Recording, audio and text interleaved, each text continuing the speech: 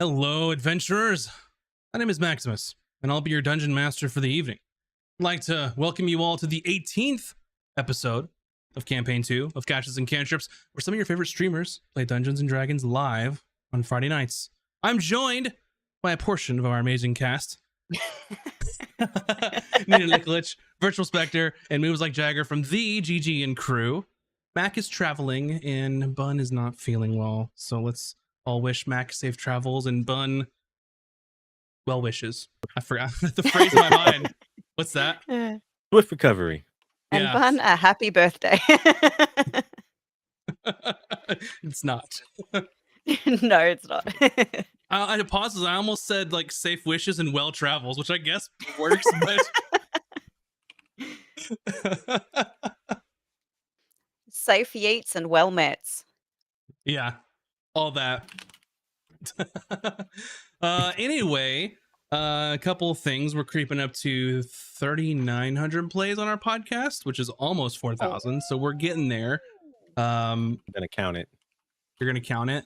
Yeah, round up. Okay. Only like 150 to go, so you know it's fine. Aside from that, I know that streams have been a little on and off. Bun and I had some things going on, but that's okay. So we're gonna get back on track here soon enough. Don't know what that accent was, but it happened. That's where my brain's at today. It's convention season too, so Yes. we've had like a few conventions. I think there was like a VidCon. There was like 2 PAXs. There's a TwitchCon So- coming up. So the Oh, best yes. thing that you can do is just And a BlizzCon. yeah. There's a BlizzCon. That's true. So just go to our Discord and join it, and then you can know when is happening, what is happening, and when. That's what you can do, and you can know when is happening too, I guess, if you really want to. So yeah, Discord.gg And you know why. Yeah. / Why it's casters and happening. cantrips. Yeah. And even how it's happening. Nice. Well, just choose whichever one. Anyway, aside from that, our regularly scheduled programming are Mondays, Tome Knowledge at 6 p.m. Pacific. Tuesday, our art streams at 7 p.m. Pacific. Thursdays for podcasts and YouTube only is Out of Combat, our little behind the scenes show. And of course, Friday nights, where you are right now. Or if you're in the future, where we were then. Friday nights at 6 p.m. Live on the streams. So the end, I guess. I can't think of anything else to say at the moment. We have some other You news. nailed it. Yeah, we have some other news, but we're not ready yet. So you'll get that news in the future. Do I know that news? Some of it. Oh, Oh. that's exciting. Can't wait. Some of it. Can't wait to find out let what me- I know. Let me cook. Let me cook. I love that phrase, by the way. I don't know why, but I love it. Anyway, aside from that, if you want to get early access to our podcast and some other super special things, you can join our Patreon. We also have unique rewards on our higher tiers of our YouTube subscription, as well as Twitch. So, and if you really want to support us, YouTube gives us more money than Twitch, and Patreon gives us the most. So I say that they give us the most, but they take away the least from us. So definitely go check out those platforms. But with that being said, I think we're ready to jump into tonight's episode of Casters and Cantrips. Our story last left off with the crew of the Unfortunate setting sail on their multi-day journey to the city-state of Escos in search of some necessary components for spell scrolls that they needed created.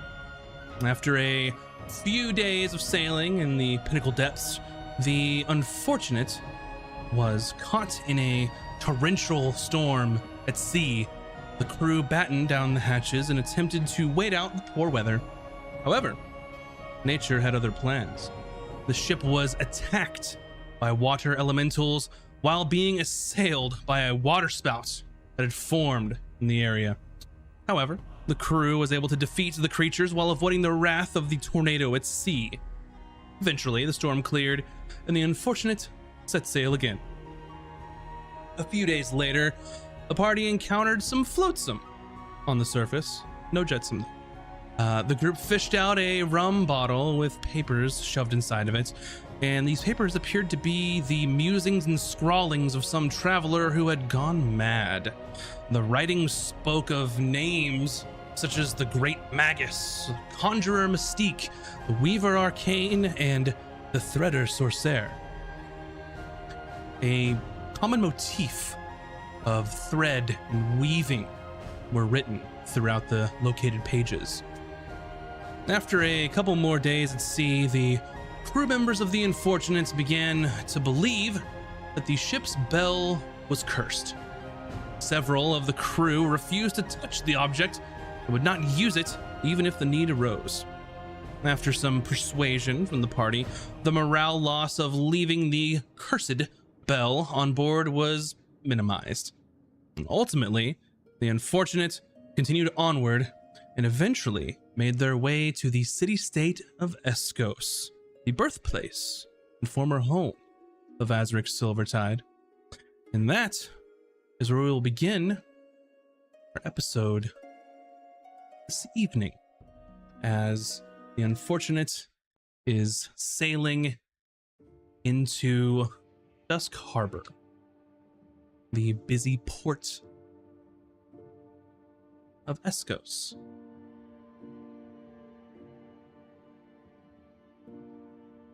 Tea, anyone? Geez, yeah, we're about to disembark, Cootie. Well, you can have one to go, I suppose. Very well. Delicious. Well, we First made on it the here. agenda, Captain. Well, let's see. How many more moons until the full moon?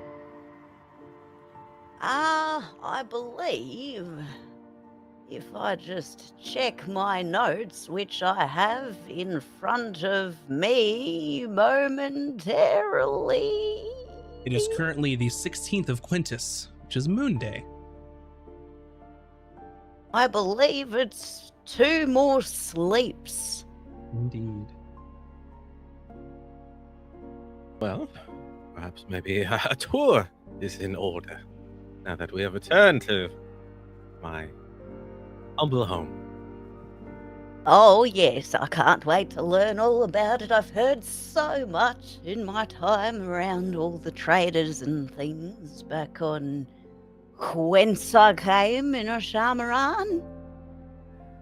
Well, Kuda, we have an extensive library, renowned for its research. We are here at the Oh, Dusk yes. Harbor, where all of commerce happens, and trade, merrymaking, all that. And then, of course, we have the church and all of that stuff that I really don't want to get into. The quarter district where I frequent as a young lad. I Do we believe- know, do we, or do you, I suppose it is your homeland, know where we can actually get the silver tongue blossom? Because we have 2 days to find it, but I dare say I don't believe we know the exact place we need to be at. Well, I do know that it's usually tied in ceremony during the full moon, as it is a sacred day to us here on Escos. So I'm not sure. Maybe the garden? And so long since I've been here. Maybe we should check out the DM? library and maybe they have some information.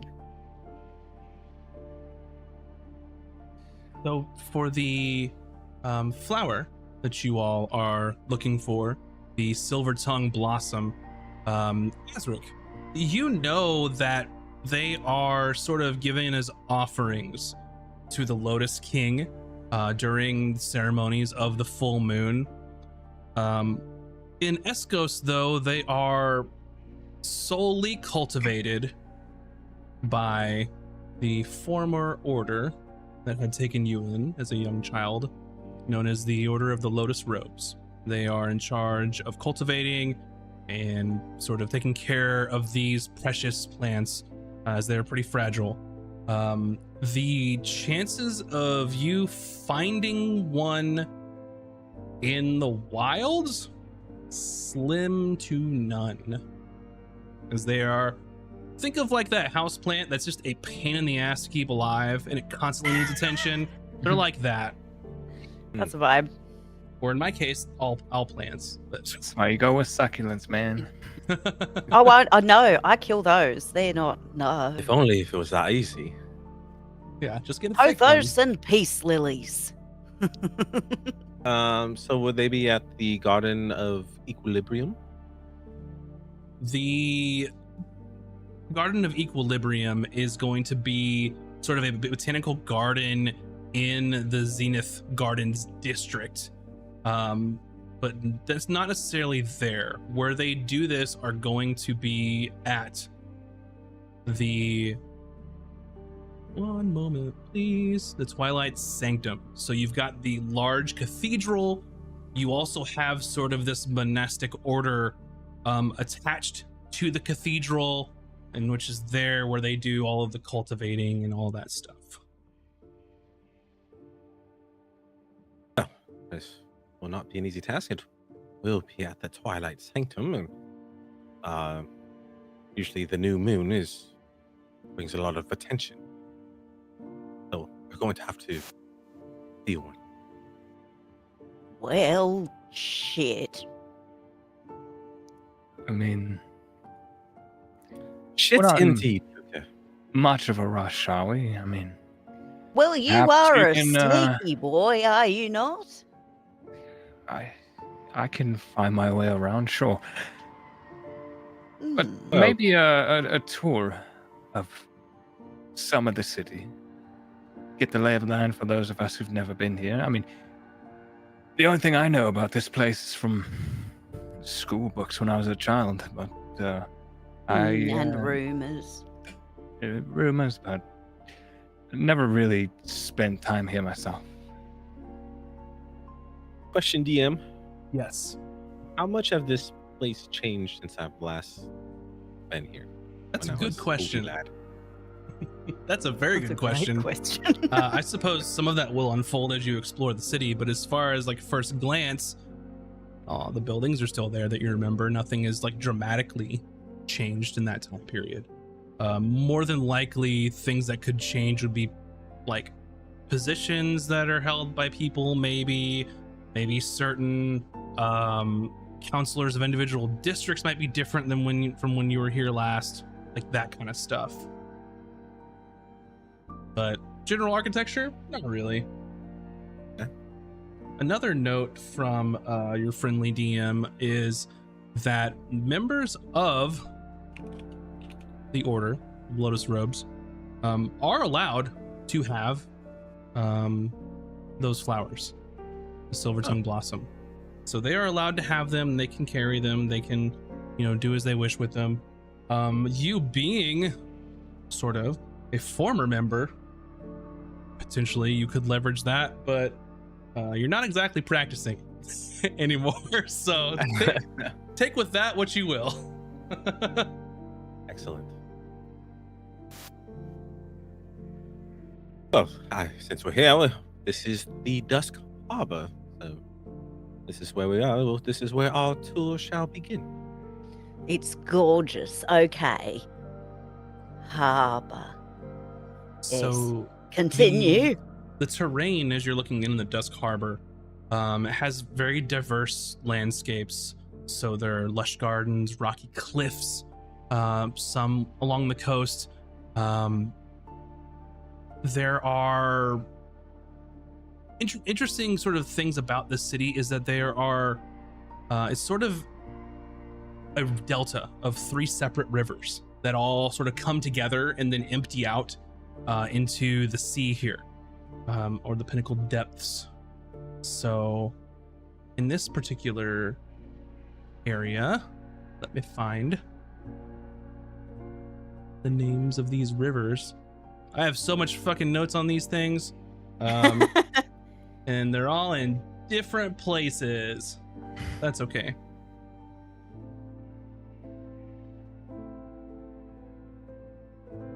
But yeah, it is a basically a connection of all these three rivers that are coming in. And with that, there are a lot of interesting locales here. So the Dusk Harbor is also home to something that is known as the Drift, which is sort of a bustling, floating bazaar in Dusk Harbor. So with Escos being one of the closest places that was kind of ripped apart by the catastrophe, a lot of the lands are fractured. So similarly to what happened where it created the Pinnacle Depths, a lot of just little tributaries and waterways just naturally occurred as the continent was just ripped to pieces. So there's an entire floating market that is in this district.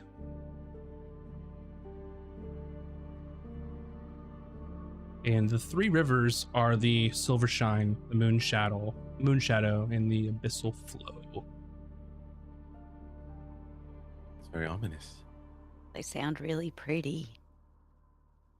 This wasn't a tropical environment, was it? I remember you saying last time, like for my brain to make associations, it reminded me a little bit of like the Nightborn area in WoW. Mm-hmm. Is kind of how is what the thing that my brain saw when you were describing it. Let me refresh my memory on that area. I can't remember what it was called. That's okay. Yeah, they're so general like flora and fauna. There's quite a bit of like flora that is just will naturally like glow as well. Sort of emitting a gentle, like almost ethereal glow in the area. As far as architecture, there's a lot of like opalescent like facades, and then the towers, the towering structures sort of have like silvery pearl-like materials, some of which will have some sort of light source at the top. A lot of sort of silvers and blues and that sort of stuff. So it is a tropical landscape like most of the continent is. Okay. Cool. Just taking some notes. Yeah. Taking some notes. Take it in. Well, if anyone needs to do shopping, we're heading towards the Drift, where most of commerce happens. Where you can find all sorts of knickknacks and gizmos and what have you. Knickknacks and paddywhacks? Right, yeah. I don't believe I'm in need of anything in particular. Hayden, I recall you went to visit the shop quite often over on our, let's just call it our nameless island. Yeah, I mean, I'm fairly well stocked on most of the items that I tend to use. Maybe, I don't know, find some place to sell some things, maybe. Carrying some items I might like to offload. Well, this is the place to do it.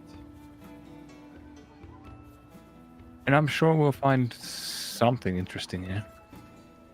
This place is quite grand, isn't it? It is a beautiful city, yes. If we are looking to find a place to make camp, there's a local inn that we can stay at. What have they got to eat? Might as well if we're going to be here for some time. Yes. We should at least acquaint ourselves. Then shall we head over to Silver's Embrace Tavern? Oh, yes. That's Lead the where way, we shall Captain. head, DM. Yeah, so Silver's Embrace Tavern is located in the Dusk Harbor area, which makes sense, where most people traveling will come into the city there. It's a pretty popular destination, definitely not too extravagant, pretty modest as far as their pricings and such.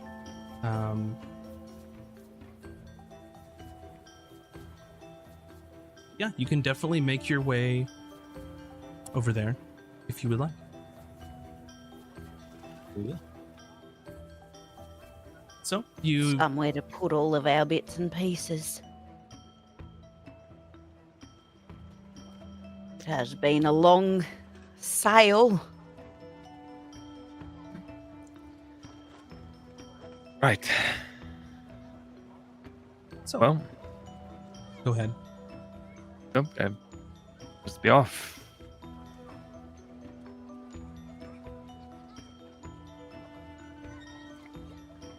So you make your way over to Silver's Embrace Tavern. I'm typing a lot of stuff, so Yeah, you're all good. Apologies. I wasn't Apologies. sure if you were still waiting on me. No. Yeah, we're all good. So you make your way over to Silver's Embrace Tavern. So it's a very cozy tavern. It's known for like its nightly, like moonlit celebrations. People kind of coming out in the evening and being a little rambunctious outside. There's a nice like drinking, like almost think of like a patio area on the back side of it. Quite a large plot for just like a tavern and inn. People will usually go out in that evening and kind of under the stars and the moonlight and such. Oh.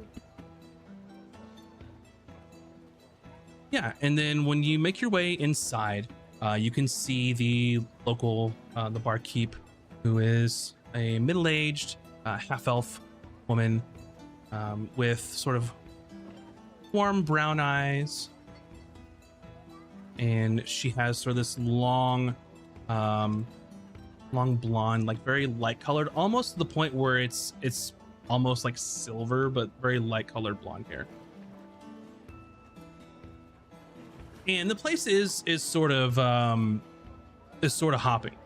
at this point. There's various travelers, merchants, take your pick of people that are just stopping through, here and there. And you can see in sort of one of the back corners of the tavern, there is a person there wearing amazing looking armor. It's sort of a polished steel plate with these midnight blue painted accents with sort of silver filigree built into the plate. And their back is turned to you, and you can see probably a small crowd of like 8 to 10 people that seem kind of enraptured with what they have to say. They're sort of gesticulating, almost giving like an oration to these people. You can see sort of a flowing blue cape coming off of the armor as well. And you can see that on this cape is a silver lotus flower with 6 petals. And in the center of it, there is a radiant sunburst at the center of this sort of emblem. Azric, you immediately know this is a member of the Elysian Watch.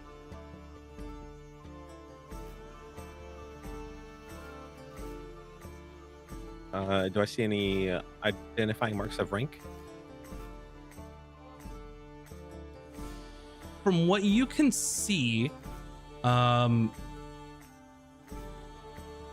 not entirely sure if this person is a watcher or maybe a guardian, sort of the middle of the ranks of those. There are others. You can see there's another person standing beside them, sort of wearing more modest armor, not quite the resplendency of the person that's speaking. You would kind of clock that person as probably an initiate if you had to guess.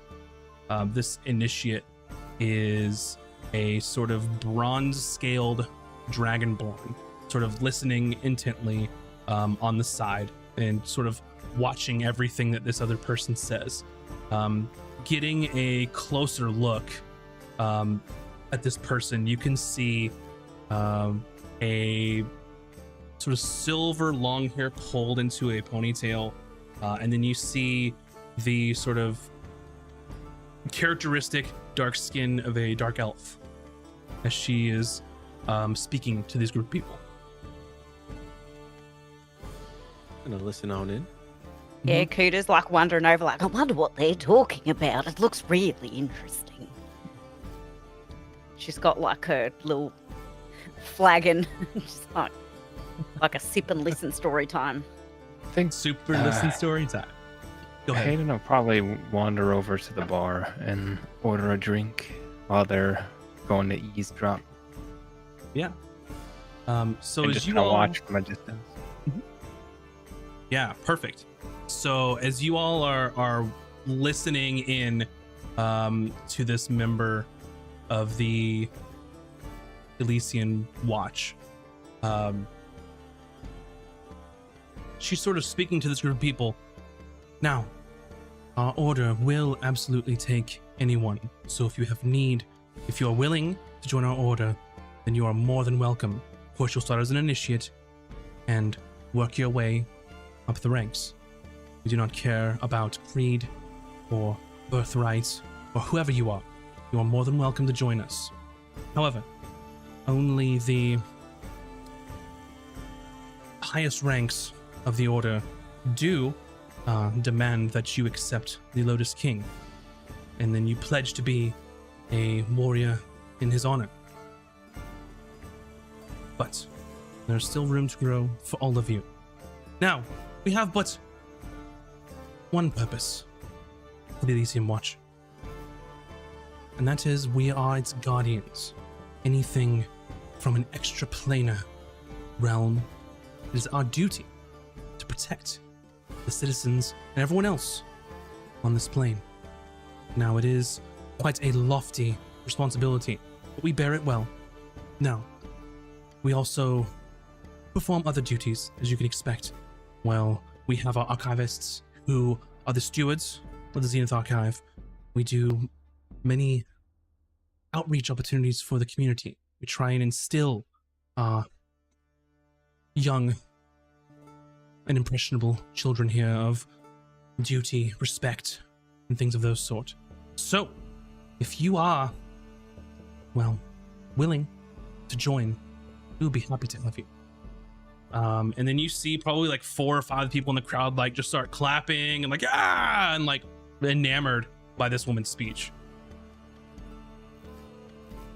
Poor bastards. I have no idea what they're signing up for. What are they signing up for? Servitude. The false god. Dare you to call bullshit? I'd rather not draw attention to myself, Kuda. No, And- that's a fair point. As you're sort of hovering and listening in, then the crowd's starting to disperse. There's probably like the 4 or 5 are staying and talking to this member of the Elysium Watch. Everyone else is sort of dispersing, you know, just was enjoying the story. They have their own stuff they have to do. They're not going to give up their life and go join some random order. Maybe they're travelers, maybe they're a merchant and just wanted to hear a fun story. And you see the initiate sort of sees the other member have everything in hand and goes to walk over to the bar to grab something for himself. And you, Azric, immediately recognize this initiate as someone that you grew up with in the care of the Order of the Lotus Robes, one of many orphaned children that was taken in by them when no one else would. And this person is Zilijarn, Dragonborn. Nice little fella. Yeah, I'll give you a spelling here. I'll copy pasta that for you. Zilijarn. Xylijarn. Lily spelled it a different way. It's okay.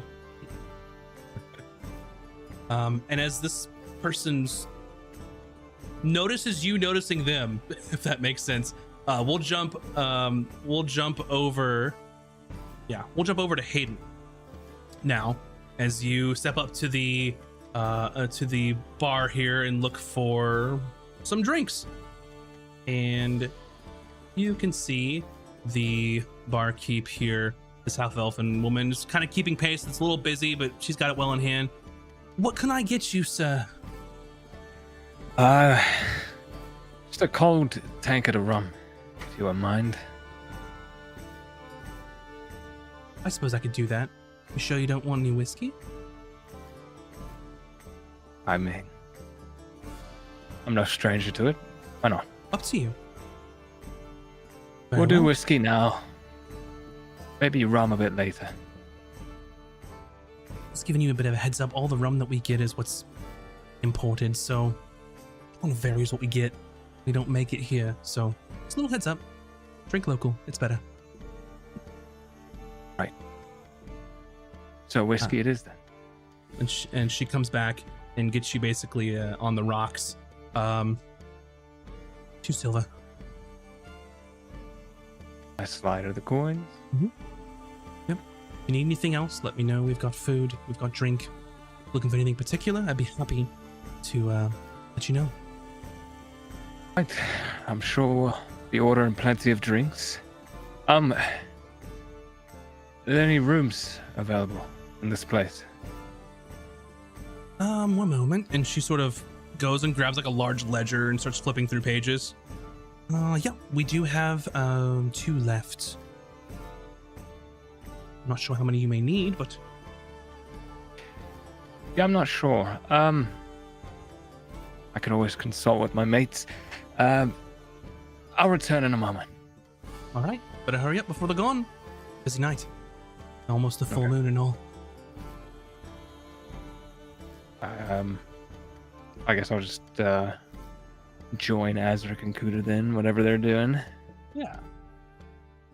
And then as you sort of come over and they're listening to the speech and it's being broken up, and then that's when you, Azric sort of locks eyes with Zilajarin and same. So we'll go back to that as you join them.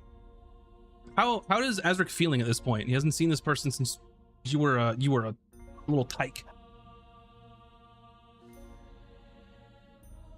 I think I'm overcome with nostalgia, and I don't exactly want to draw attention to myself, so I kind of dart my eyes away, trying to avoid eye contact. Mm-hmm. And there's this awkward moment where you look away, and the person knows that you looked away. Like it's that awkward moment, and you remember Zilajarn as sort of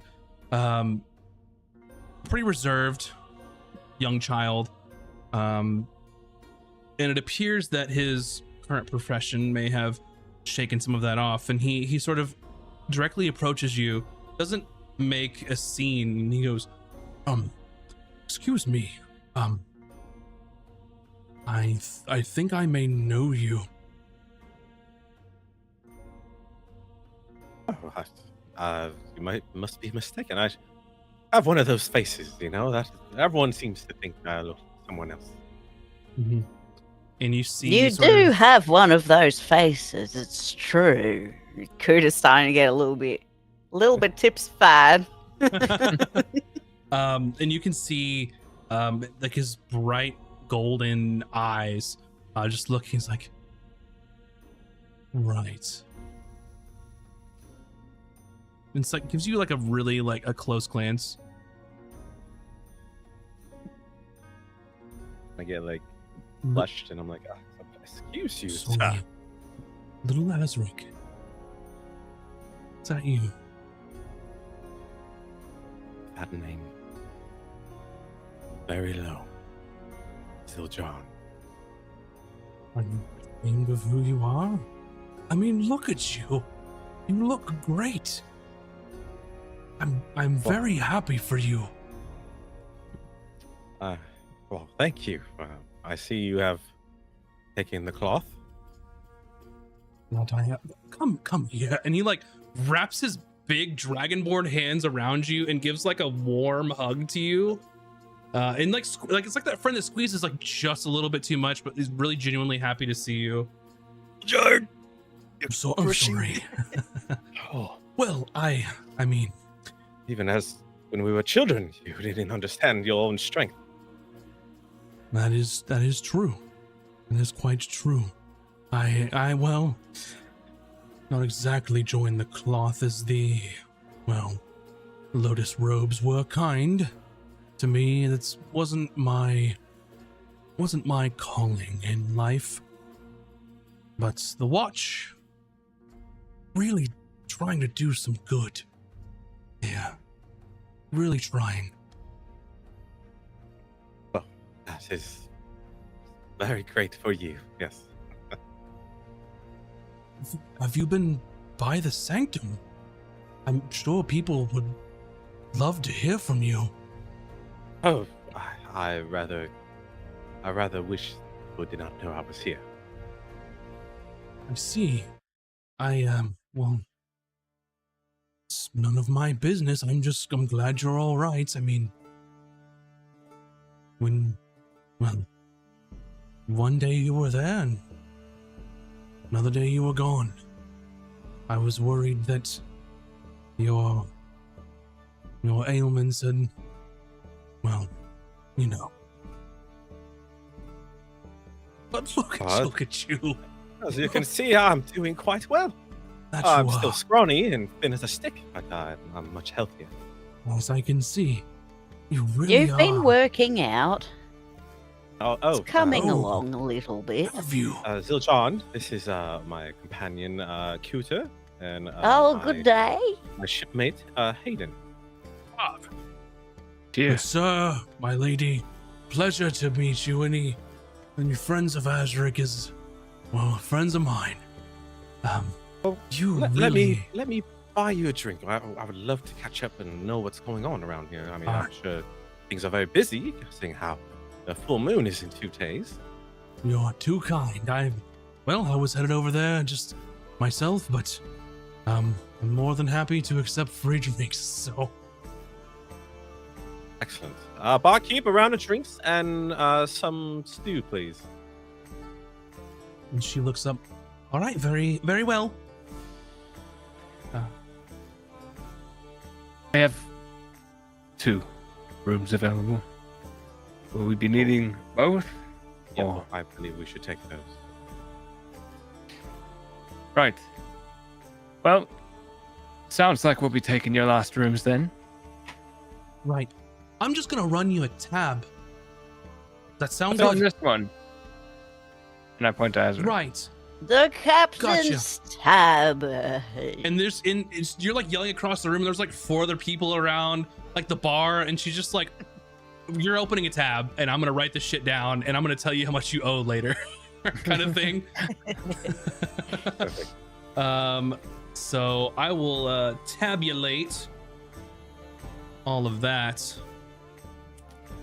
and let you all know how much monions you're gonna owe. Mhm. And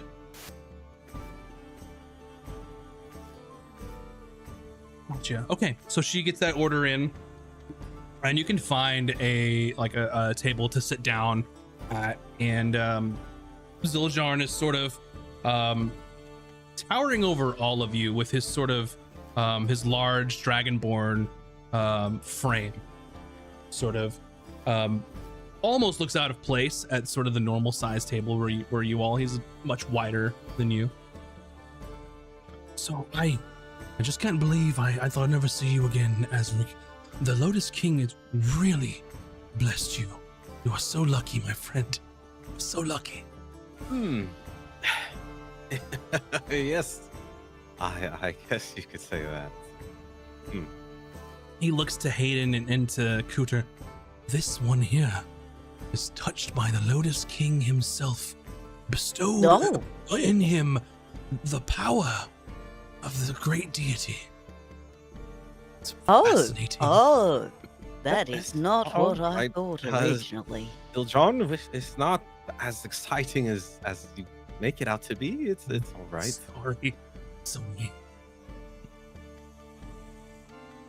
Well, that's marvelous. I didn't realize you had all of that in you. Yeah. Very exciting. But so, John, please be up to speed. What has happened? It's all.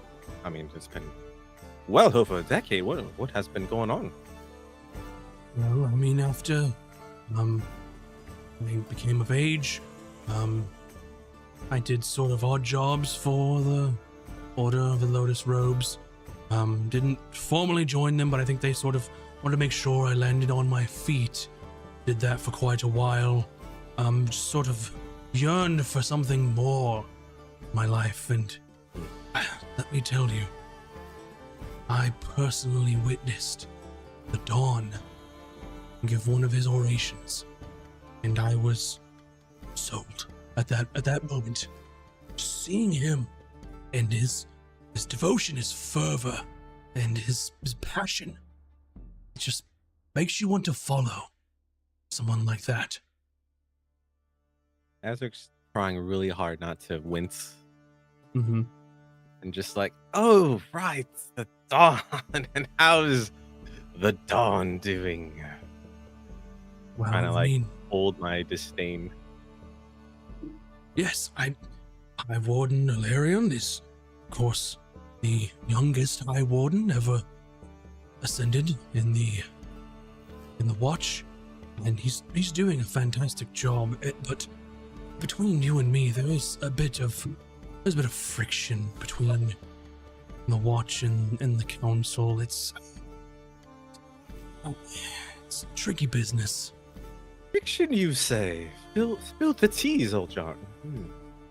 Well, the council is wanting to sort of, for lack of a better word, they're trying to conscript the Watch to supplement where the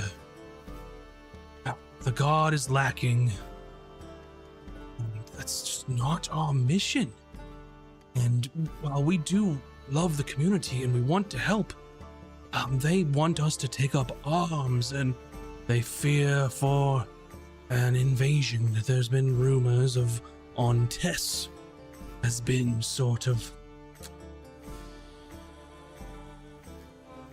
getting a lot of shipments of arms as of late, and you well know that every piece of land that they had taken. And it's only natural for them to want to expand. So, I don't know if the council is just creating excuses, but there's a bit of tension. They're asking the Watch more than is required. Exactly. They made the incorrect assumption that the Watch is there for their bidding, which we are most certainly not. Your service to the people, to protect the well-being of all the citizens here in Escos. Indeed. But the squabbling of this plane is, well, not quite as important as those dangers from beyond.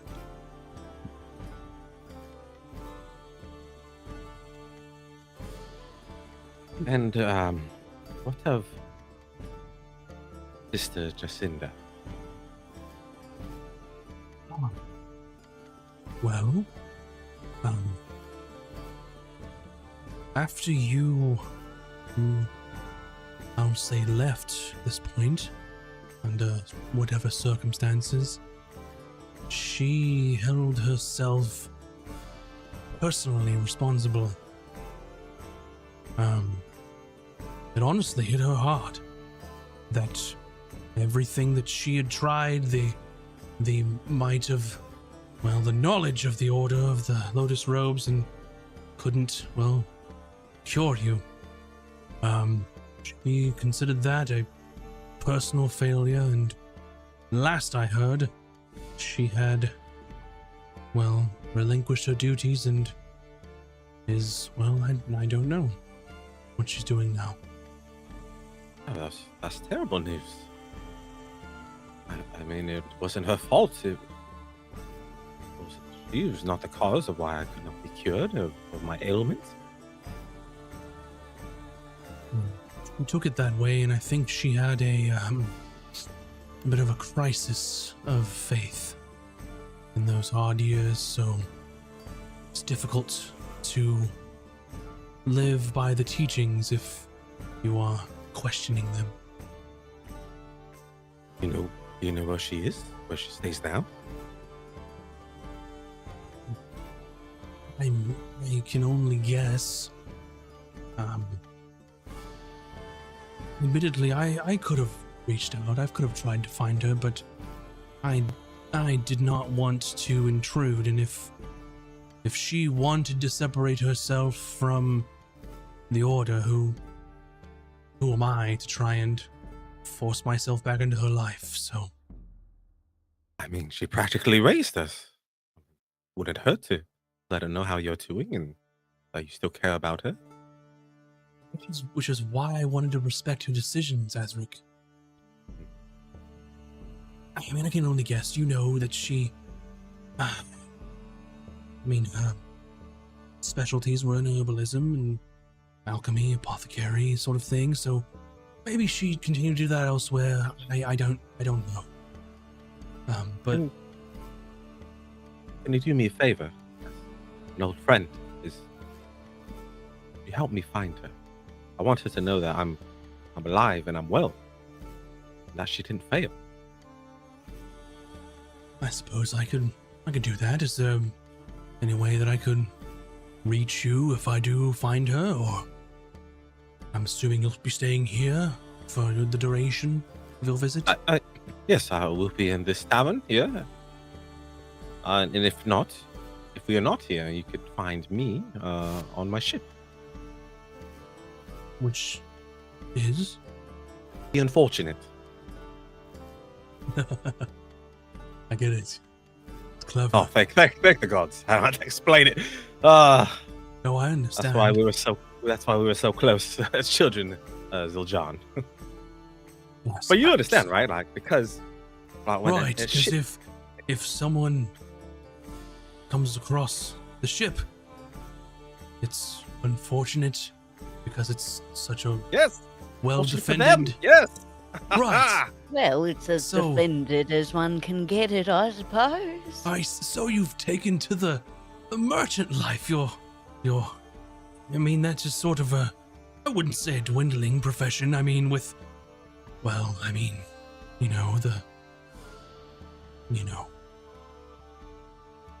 pirates and the sword.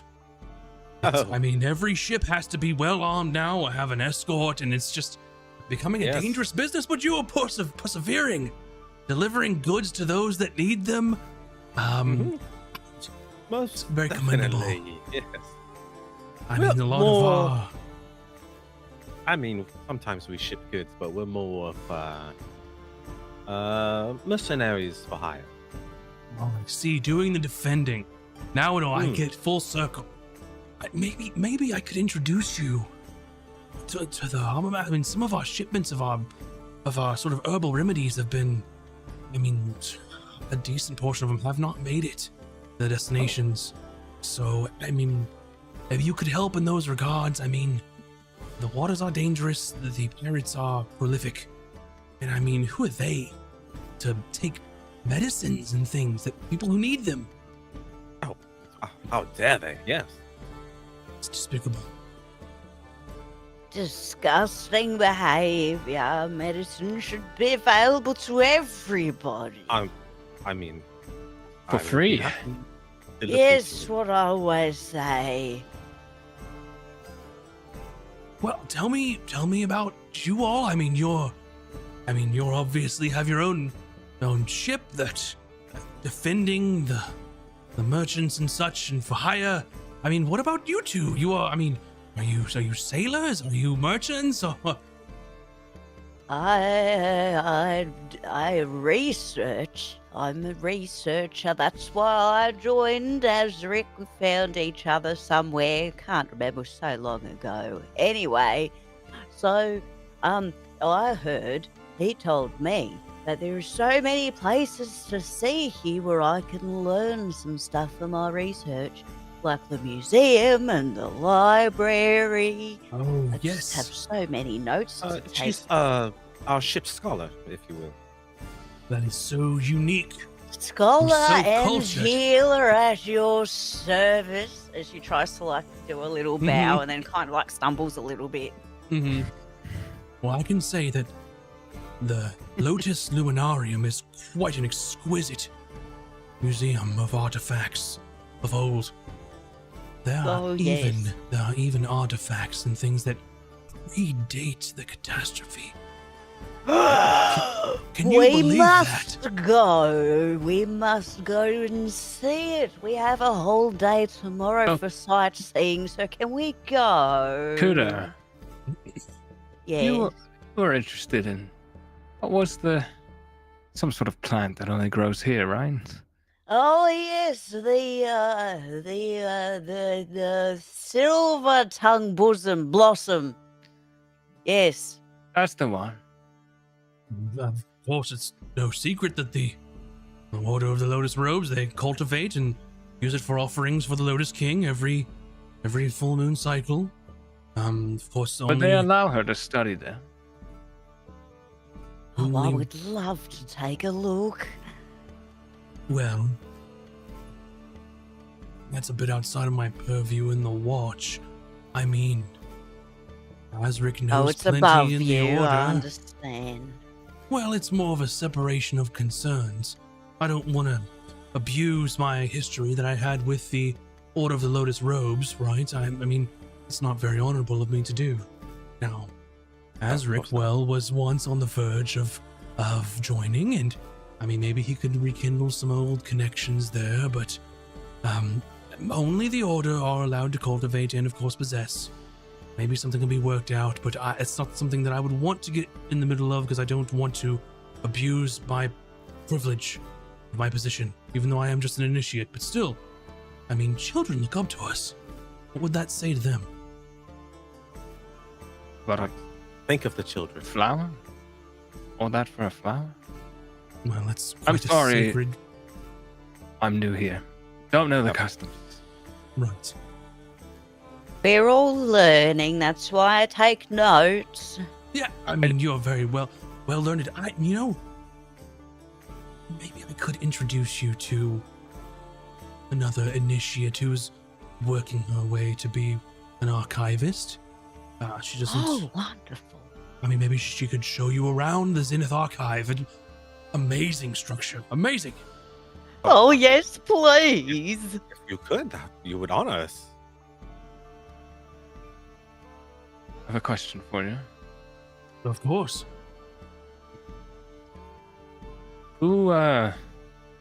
Who's the striking last with all that fine gear? Oh, watch Nixara. She is what? Your boss.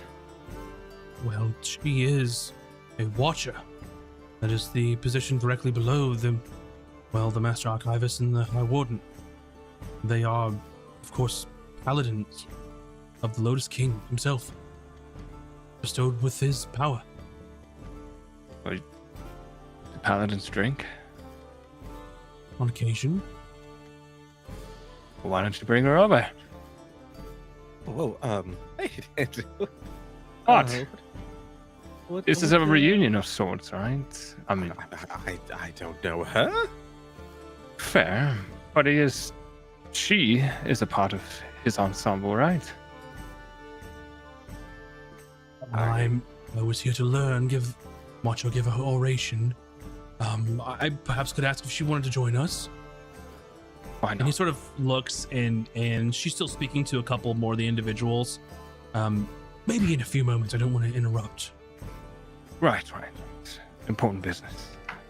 That's all right. I'll go and listen in. And Kuda does that thing that nerds do at conventions, where there's someone that they want to talk to and they don't want to interrupt, so they just stand there and like stare, waiting for an opening.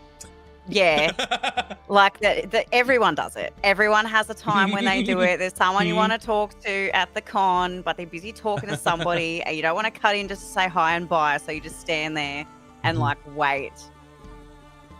Yep, and she does that. Yeah, and you can hear her sort of finishing up. She's like, well met to you all. I will see you bright and early tomorrow. Now, do you all know how to get to the Eventide Citadel? You can't miss it. And they're just like kind of shaking their heads, kind of in awe. All right, bright and early. We'll see you there. And she goes to sort of turn and almost bumps into you.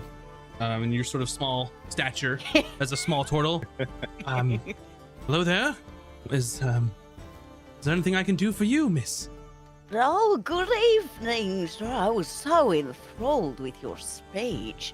Do you partake in the drinkings? On occasion. Is tonight an occasion? My friend lads over there were hoping to have a word and introduce themselves to you.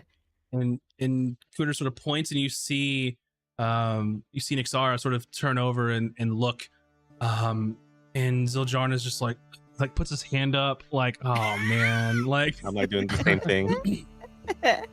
I see. Well, you have met Initiate Zildjarn. I'd be more than happy to join you in your company and tell you more about the Elysian Watch. Oh, wonderful, lovely chat, Piers, by the way. And she like waddles on over back to the group, and then like just looks at Hayden and like winks at him. She's like, I am the winged turtle of the century.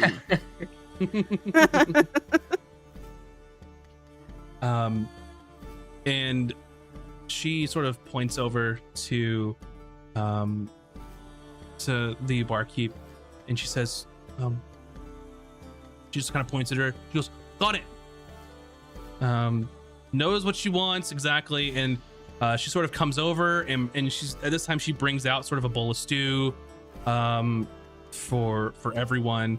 You all have your various drinks. It looks like she had just picked like an ale for you all, and then you see a few moments later, like she jumped it right ahead of the line, is a nice like a cocktail in a tumbler glass over for Nixara, and it sort of have like these reds into purples and oranges, sort of like a gradient in this like mixed drink. Oh. Well, I didn't catch your name. I'm sorry. Oh, me? I'm Cooter. Cooter Loggerhead. Pleasure. Well met. And your friends, pleasure to meet you all. And you see you've met Initiate Zildjarn. And I grabbed Zildjarn's shoulder. It's like, you've got yourself quite the catch here. He's a true legend. Well, he does hold quite a bit of promise, this one. Quite devoted. And he's been a great student, I can honestly say. So, and she goes to Zildjarn, and she raises her drink in sort of a toast, and to new friends. Cheers. Yeah. And she takes a sip and sort of puts it down. Zildjarn says, you're too kind, Watcher. I'm just doing the best I can and doing what I believe is right. Well, I've only just met and a pretty good judge of character, and I'd say he's definitely an honorable chap. Indeed. And you can see here, Hayden, by the way. Hayden, pleasure to meet you. And she sort of have these piercing, like bright lavender eyes. And her sort of silvery white hair is pulled back into sort of two braids in the back, probably to make it easier to put a helmet on and off if she were to wear one. As she's sort of in this tavern wearing plate, sort of playing the part. Well, is there anything that you all would want to know about the Elysian Watch? I'm more than happy to answer any questions. I'm not sure if you caught some of my oration. But please, I'm here at your service. Oh, well, I mean, why not kick back and relax a little bit? You know, catch some R&R before you head back on duty. Azric, Perhaps. Yes. are there any defining features that people would be able to notice that you might keep hidden, or maybe, you know, change shape away from that would sort of key in people to let them know that you are an ASMR? What are sort of those characteristics that maybe someone would notice? My eyes are a possibility giveaway of how I don't really have any pupils, and I have kind of like pauldrons, but with feathers. So feathers may stick out of my vest, so it might be noticeable. Are you hiding any of these features at this point? Is it growing on your skin, pauldrons? Interesting. Huh. Cool. Maybe because I've had a drink or two, I'm maybe a little more relaxed. So Yeah. if it peeks out, it peeks out. All right. Why did I just get a deja vu? You saying that I'm talking about my feathers, Nina. Okay. again, Azric? God, keep it in your pants. So the Watcher sort of like, you know, is introduced to you all and sort of looks like into your eyes and then sort of keys onto your shoulders. Very perceptive, she is. Pleasure to meet you all, and I can see that we are, well, Azric, you are touched by the gods. Is it bold of me to ask of which of those bestowed you with this blessing? Oh, I mean, it's not all that special, really. It is quite special, but I can understand where you're coming from.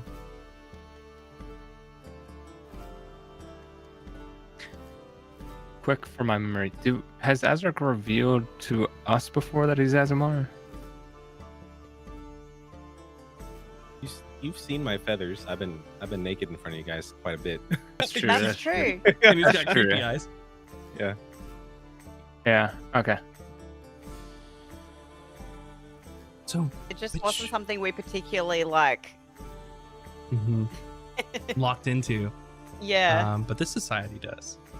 And she says, if it's not too forward, I am curious. Oh, well. It was the Lotus King. He nods. Fortuitous. We are awaiting our celebrations of the full moon here in a few days. As some of you all may know, the High Warden, the Dawn, is also one of those that are blessed by the Lotus King himself. Yes. Unfortunately, I've misplaced my rope, so sadly, I'm afraid that I will miss out on getting one of the blossoms. Oh, you're one of the Order? Yes. Or since I was a wee lad. See, I do apologize. I haven't seen you around here before.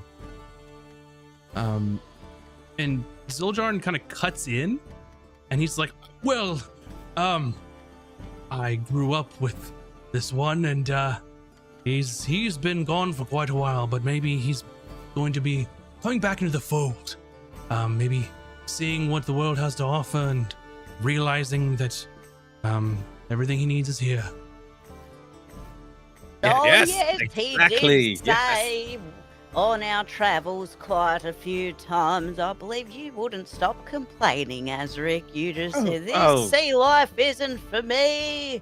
I need to go back and do flower stuff. Thank you, It Kuda. was very specific. Yes. Yes, as you could tell, Kuda, what she's saying is I've shared many stories of my time here at Escos in the Lotus King. Indeed. Hayden, with your passive insight, you realize what Ziljarn has just done is kept Azric from telling an outright lie. He's basically filled in the gaps for him, so Azric wouldn't be directly lying to this person. Trying to, I don't know, it seems strange. Maybe he didn't want Azric to lie to someone, so he's filling in the gaps so it's not a lie. Okay.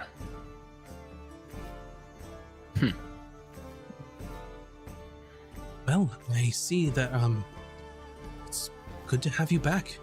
I'd be very interested in hearing about your travels and what you've done since then and what's brought you back into the fold of the Lotus King. I'm sure that the Order would be most welcome to see you. Well, so John did mention something that I think is rather more pressing, is the missing shipment of fueling goods. Yes, there have been reports that a small portion of the cargo that was exported here has gone missing, and the crew has reported that pirates were to blame for this. As well, you all know, as you have traveled here, the waters of the Pinnacle Depths aren't exactly safe. The pirates are becoming more bold and brazen, it seems. I'm not sure why. Now, perhaps if the Divine Order of Conservancy maybe stepped it up a little, it'd be a big help. You know, now that you mention it, we really haven't run across one of the number for some time. I mean, we found ourselves on Rosenden, and not too long ago, we saw some of their order there, but outside of that, nothing. Well, Rosenden is where I wouldn't call it the base of operations, but it's where most of them seem to gather most of their efforts. Occasionally, you'll see some come through Escos, and the Watch doesn't necessarily see eye to eye with the Divine Order, especially in their charge of keeping anything out of the mouth, where we believe that there could be much to be learned about the site of the catastrophe, and perhaps even prevent one from happening again.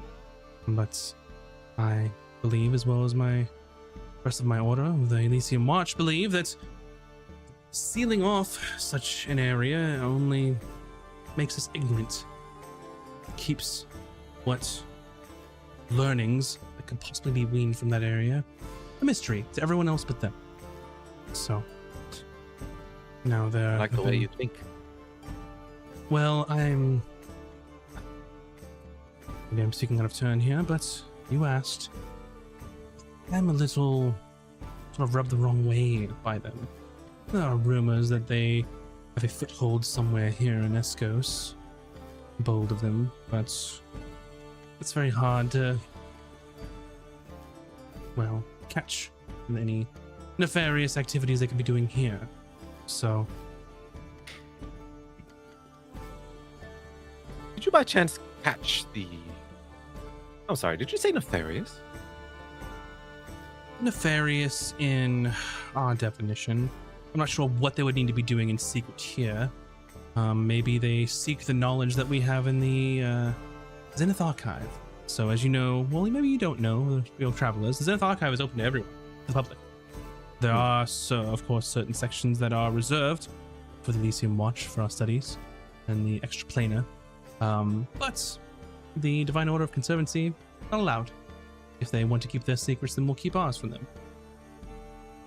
That seems, if I might say, a little counterproductive. Petty, a bit. I don't disagree, but if we were to allow them to use our facilities, then they would hold all the knowledge. And that seems dangerous, doesn't it? Could be, yeah. I will say, of the hunters we've seen, their uniforms are far more bland than yours. That's actually what caught my eye across the room. Hard not to notice a set of fine gear. Are all these custom made for you? Well, of course, anyone that rises to the rank of a Watcher, being a paladin of the Lotus King, these are specifically made for us. Now, of course, the Guardians and the Initiates all have their own armor that's made for them, but this is as much of an armor as it is a status symbol of what we believe in and who we are.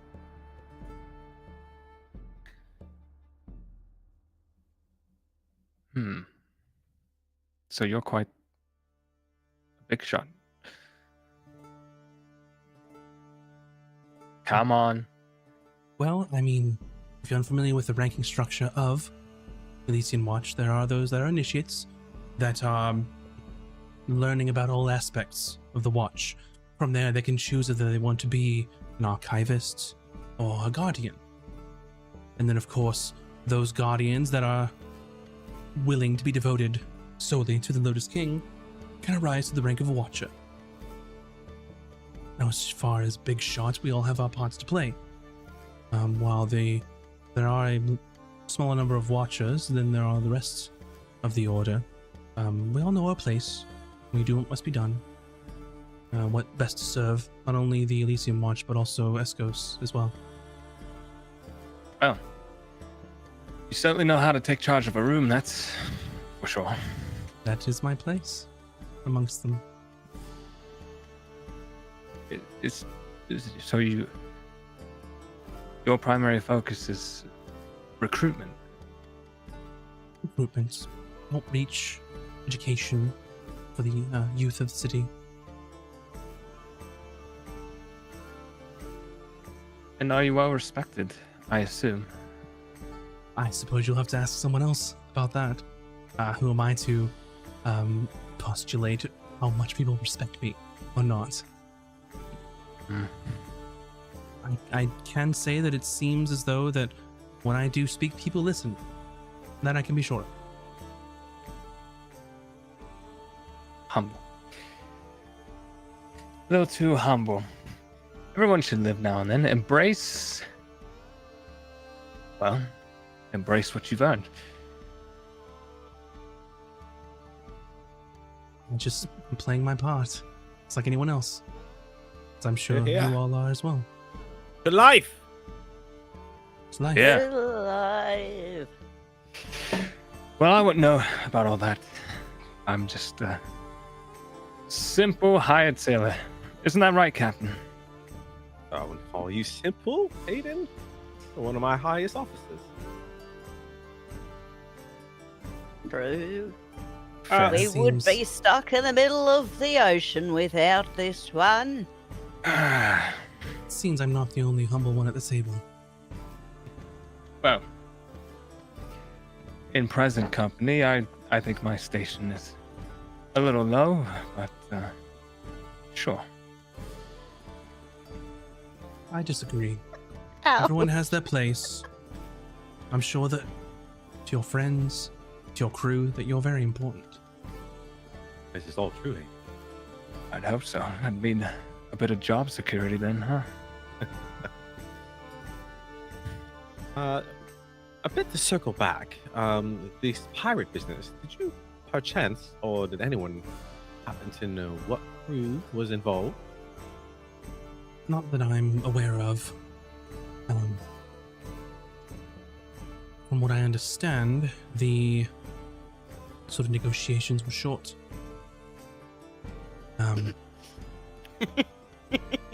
Sorry. And I don't blame the captains one bit. Better to live to sail another day than directly oppose. Just means that perhaps the council should send more escorts, but appears they're a little lacking in that regard.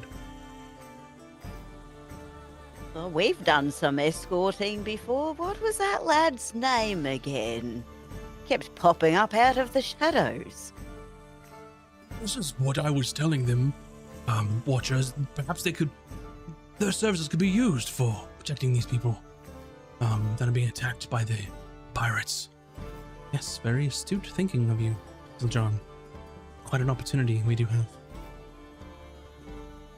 Well, we are looking for work. It's always good to keep busy, but also, do you know, I have heard that potentially we might be able to do some research in the archives, should we be sponsored by an archivist. What's the process to apply for that sponsorship? Well, that is a bit outside of my purview. You may have to speak to an archivist about that, but normally it is... it could be a reward for services rendered. It could be mutual favor. It's up to the archivists and individually. So. And then she looks at the Dragonborn boy and she's like, your friend you said was looking into becoming an archivist? No? I would love to have that introduction. Maybe they might know more. Of course, like I mentioned, she's an initiate just as myself, learning and all things about the Watch, but I believe that her ambitions are to be an archivist, so I'd be more than happy to introduce you to her. And I'm sure, not to impose, but someone as learned to you, I'm sure that the Watch would be honored to have someone in service such as with your stature, if you are quite the researcher I'm led to believe. Oh, fabulous. Well, I trust would be happy to help. Indeed. And you see the Watcher, Nixar, sort of finishes her drink and she goes, I'm going to call it an early evening. There are many preparations and duties I have to prepare for the festival in 2 days. So it's a pleasure to meet you all. If you ever need anything, you know where to find me, of course, as Rick. And for those of you unaware, most of the time, if I'm not speaking or orating in the city, I am usually at the Citadel. So, more than happy to speak with you again. But to be honest, you really can't miss the place, the Eventide Citadel. Well, thank you for blessing us with your time. I know you're quite busy. It's fantastic meeting you. Let's keep the formalities out of this. I'm more than happy to talk with you all, especially one of us who is coming back to the fold. So that's a pleasure to have you here again, Azric. And safe travels to you all. And she sort of bows and walks out of the tavern and inn. And as soon as she leaves, like the threshold of the door, you see Zildjian just, oh, you are not wrong. Are you a fan? She is a big deal. I mean, she's so humble, but I'm lucky I get to learn it underneath her. I know. I have eyes. I'm good at seeing these things. That you are. Well, learn all you can, Bill John. I hope to do so. I certainly hope to do so. Might we perhaps be able to make that introduction tomorrow? Well, of course. I'll be at the Citadel as well if you'd like to. Well, I do need to look into former sister Jacinda. So maybe in the evening, afternoon, I'll be the Citadel, but I will, definitely grant you that favor, Azric. I will try and locate Jacinda and see how she's doing and let you know. See, this works out perfectly. I can spend the morning,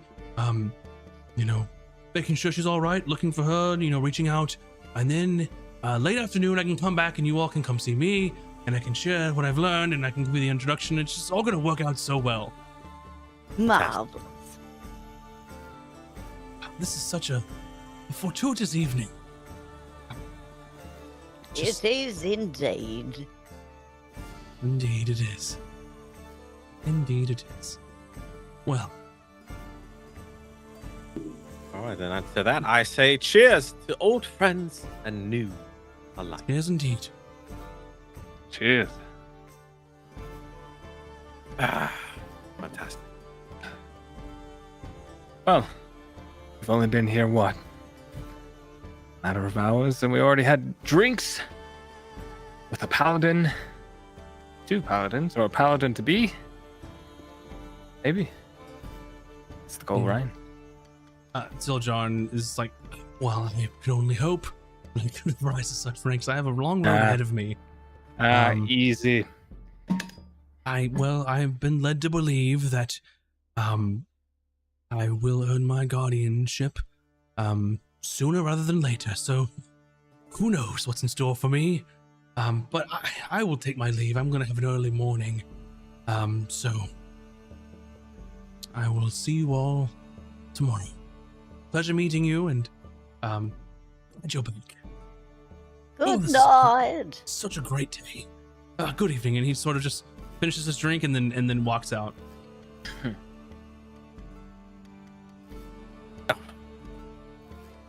Guess that all worked out.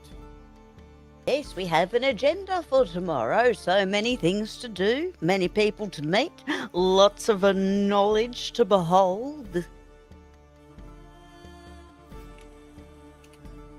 Shall we turn in, I suppose? I believe so. Yep. Had a long trip. So, you believe we all deserve a night's rest on a comfy bed.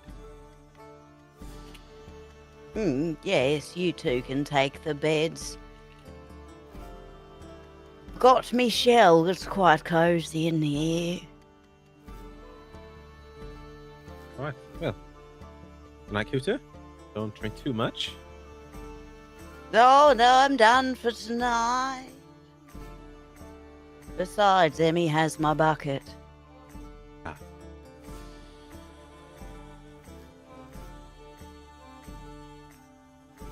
All right. Anything else that you would like to do, you certainly can. But as far as your tab for the evening, since you had all graciously agreed to front some of that, Tabulate. so 10 silver pieces per night at the inn. 8 silver pieces for stew for you all, and then 10 silver pieces for the round. So I think that's gonna be like, what, 2 gold, 8 silver? Not a bad bar tab. Chump change for our captain. Yep. I'll take it out of the party loot.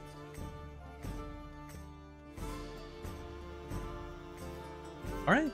And if you all would like, you can spend the evening resting up, taking in the amenities, and looks like the next day is a bit of an adventure for you all. Yes. So, with that, I think that's a great place to go ahead and take a break for the evening. So, thank you all for watching and hanging out with us. Don't go anywhere. We'll be back here in just a bit. So, go ahead and stretch your appendages, go grab a snack, and we will BRB here in just a few.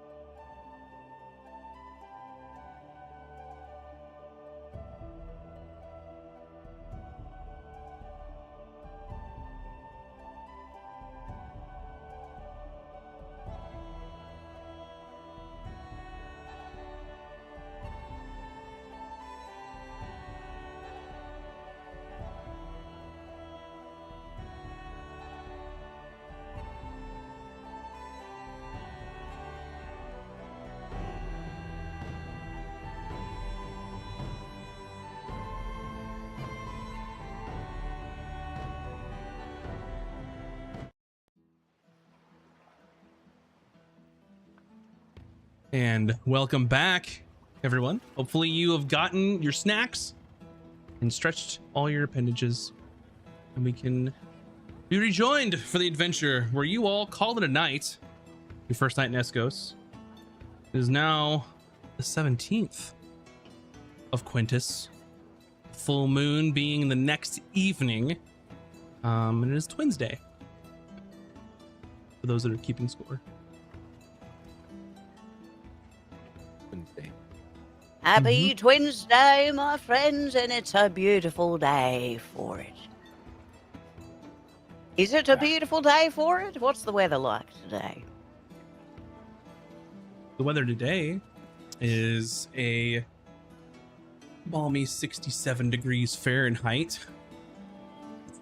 Sorry, Disha. All right, some Wonderful. Celsius on there next time. A little bit of light rain and some light wind. So that would be about like A little what, bit of drizzle. 19 or 20 Celsius, I think. My favorite.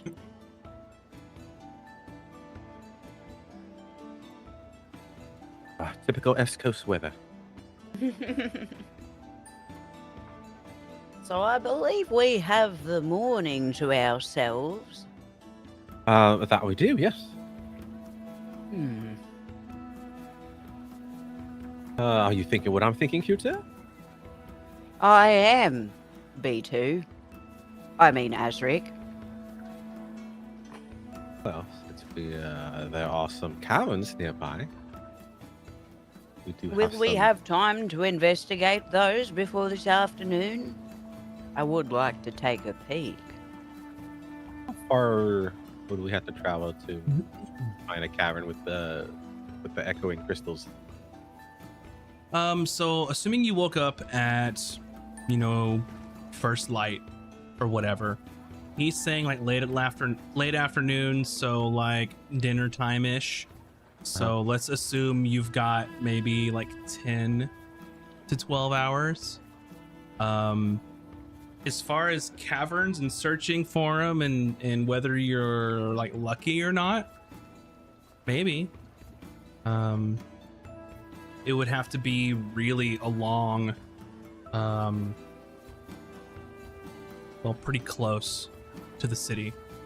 If you go I'm too not far, sure then we you're should not gonna push it.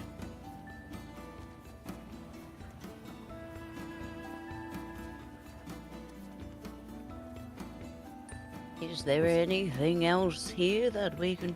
Maybe we should just go to the museum. Take a peek around.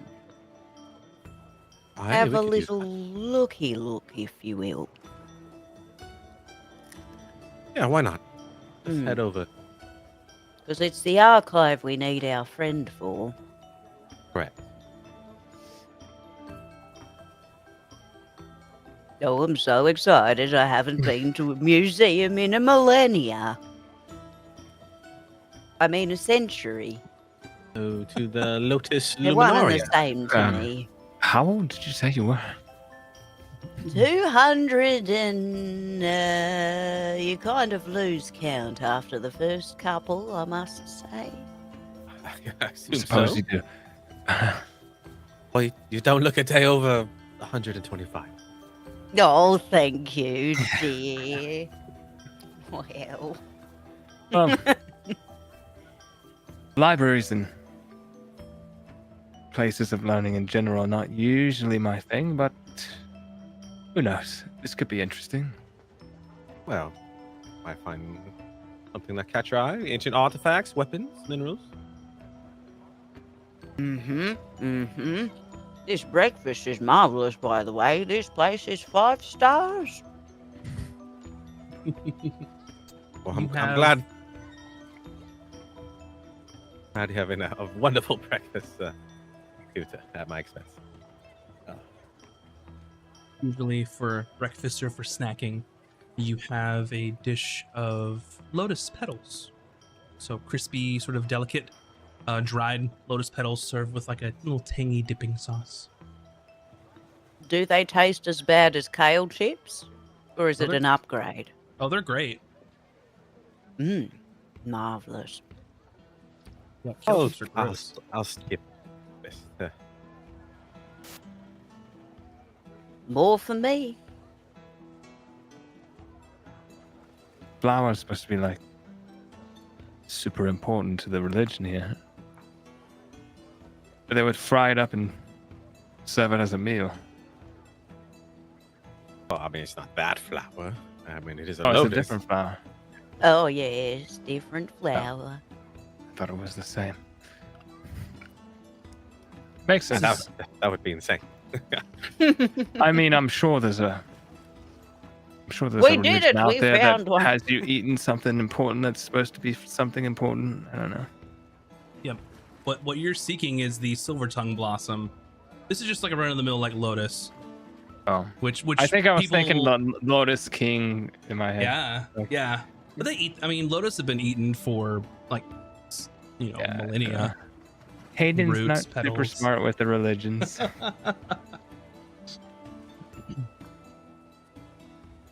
Well, the whole town's gonna be bustling, as is the day before the full moon. So we should get boogieing. Right. Yes, indeed.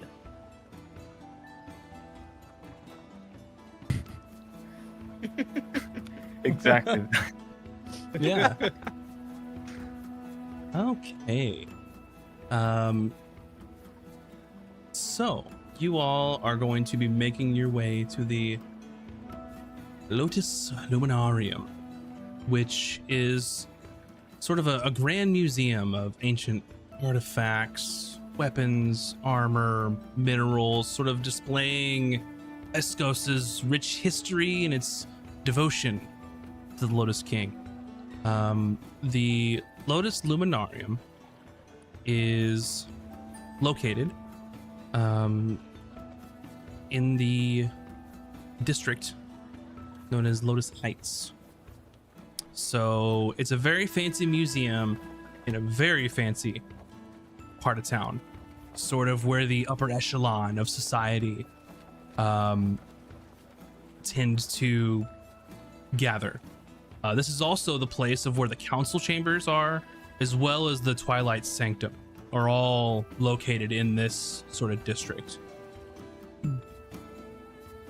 So you can make your way there, going through Dusk Harbor, the Moonlit Quarters, which is like the residential district of the area.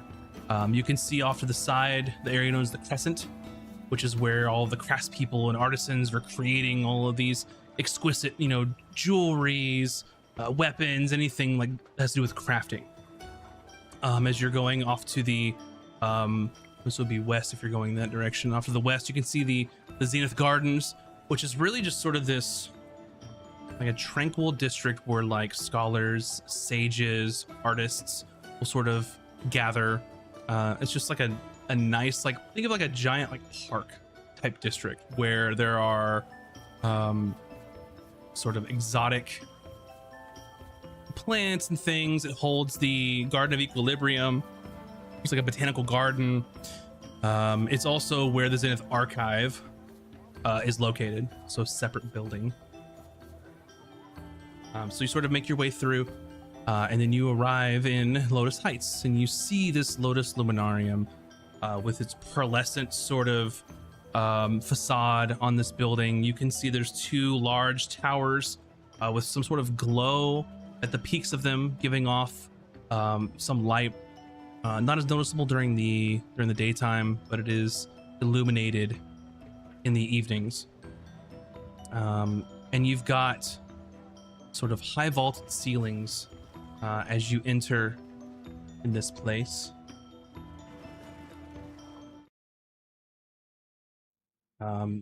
These high vaulted ceiling columns. You can see sort of a young attendant, a young halfling man, and he goes, "Oh, hello there, welcome to the Lotus Luminarium. If there's anything I can help you with, please, by all means, let me know. If you have any questions, I'd be more than happy to help. This is open to the public. Anyone can come in and see any of the artifacts or any of the minerals and things that have been collected I do ask for your own safety, please do not try and touch any of the exhibits here. There are protective wards on these items, and well, we will be immediately notified, and it could potentially cause harm if you were to remain in the area. So by all means, look, do not touch. They are quite precious. Thank you. Noted. We will not touch anything. Very well. Enjoy your stay. Have a good day. It's like a Thank happy, you. jovial halfling with like some scruffy hair, clean shaven with his bright green eyes. It just seems like happy to be here. Loves his job, loves working at the museum, and is just happy that people want to come in and learn about the cultures that it has to offer. This is marvelous. How much is a guided tour? That is a really good idea. That's a good idea. Maybe I could bring that up. Well, we won't charge anything, but maybe we should have a guided tour. Oh, Wow. yes, write that down. It's a perfect place for it. We could practice right now. What would you want in a guided tour? What would you, just extra information or Like a first-hand experience, education, of course, knowledge, maybe Maybe a unique. focus on the most interesting of the artifacts, anything that's quite unique and precious, rare stuff. So it's the stuff that makes me excited to be a scholar. you are I'm so happy that you're here. A scholar. What is your area of study? Oh, everything. Rocks, plants, tinkering tools, weapons, artifacts. Great many things I've learned in my centuries on this land. I just like to learn and learn and learn all the things. Wow. Well, do correct me if I am not precise enough in my explanations with such an esteemed scholar as yourself. But I suppose I could try a guided tour. Well, very well. Follow me. Oh, wonderful. And she takes out her notepad and just ready for all the notes. Yeah. So you sort of go through, and he takes you through a side chamber where there's just normal rooms, no more vaulted ceilings, but you've got like marble floors. It's like an exquisite piece of just an exquisite building. I'm trying to think of the word and I can't think of, but that's okay. Architecture, exquisite piece of architecture. There you go. And the first thing that you see is sort of a small statue of the Lotus King that's about like as tall as Hayden is, maybe a little bigger. And he goes, and here is the original statue of the Lotus King when the this is kind of a lot. This is so exciting. When the Twilight Sanctum was first constructed, as you all may know now, there is of course a new grander statue of the Lotus King that is made of Twilight Moonstone. But this is sort of the first, just made of marble.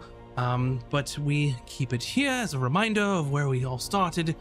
And you can see that there is this sort of normal height statue of this figure, and it's a humanoid, but ethereal like. You can see that this humanoid is like veiled in this sort of flowing enigmatic robe that sort of like seems to ripple like it's made of like liquid shadow. It just makes it very hard to discern the exact contours of the Lotus King's figure. His visage is obscured by this sort of flowing mane of hair that sort of cascades over his shoulders and is purposefully obscuring the facial features. And you can see that there is sort of an intricate halo made out of the the same marble that sort of has this like simple crown about it. And there's really like nothing remarkable about this statue, but just from seeing it, you can realize that who knows how old this thing is. Very primitive in how like today's architecture or sculpture would be. So it seems almost like it was the first time they tried to do this, and then they displayed it into this temple. This is fantastic. Has anyone ever seen his face? The Lotus King. Yes. Not that I'm aware of. One would be so blessed to have a personal connection with him. Oh, What? wow. Entirely possible. Do you hear that, Hazrick? A personal connection. Wow. Yes. Do you have Yes. any exhibits here on the lotus blossoms? What were they called again? No, not lotus blossoms. Silver blossom. Oh, the silver tongue blossom. Yes, those. Oh, well, we'll get to that. It'll be part of the new tour, I'm sure. Oh, fantastic. And here we have, what's remaining of an original piece of one of the stained glass windows, of the, we're not sure, one of the original temples, here, that, quite frankly, is believed to predate the catastrophe. Wow. And you can see that this, like a piece of stained glass that was almost like ripped apart, and is just sort of a portion of it. And you can see that it sort of depicts an eclipse. And you can see that there is like a bright sort of almost white and yellow, smaller heavenly body, a larger, cooler, like an orangish one, and then a third that's sort of a much smaller that almost has like a light blue hue to it.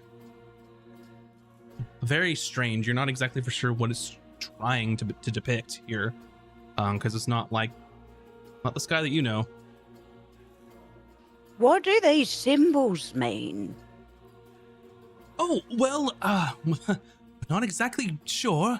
Some people think it's sort of a concentric circle that's perhaps devoted to some deity. Some people have postulated that it could be different worlds from beyond. Who can say? Maybe it's some sort of grand eclipse of some kind, or a planet's aligning. But who knows? Oh, wow, fantastic. My, I wonder if they have any information on this in the archive. Can you imagine? Wouldn't that be great? Oh, yes, it would. Yes, it would. And then he sort of leads you along, and there's sort of a mannequin made of stone with some sort of robes on them. And these, we believe, could be part of the same peoples that were, maybe belong to the stained glass. But these are believed to be perhaps some sort of cleric's robes. They are, of course, meant to depict a night sky with the dark purples and blues, with sort of the speckling of stars here. Unsure if this is pre or post catastrophe, but quite old indeed. Maybe from, who knows? Much of these, unfortunately, these artifacts information are lost with the sands of time. Of course, you all know that anything that does predate the catastrophe is, almost impossible to trace back its meanings or the cultures or people that belong to. It's shocking to think it's still here, actually. And it is quite a lucky find, indeed. And he sort of leads you on, and this is sort of a more of a sort of showing of different like weapons and artifacts and things. And he points out one blade in particular, and this is sort of a long sword with a sort of silvery hilt with very decorated and ornamented sort of crossguard. And this long blade, it doesn't look like it's made of any metal that you have seen. It is very strange indeed. And Kuda, like, elbows Hayden a little bit. Look, pointy things. Yes, quite.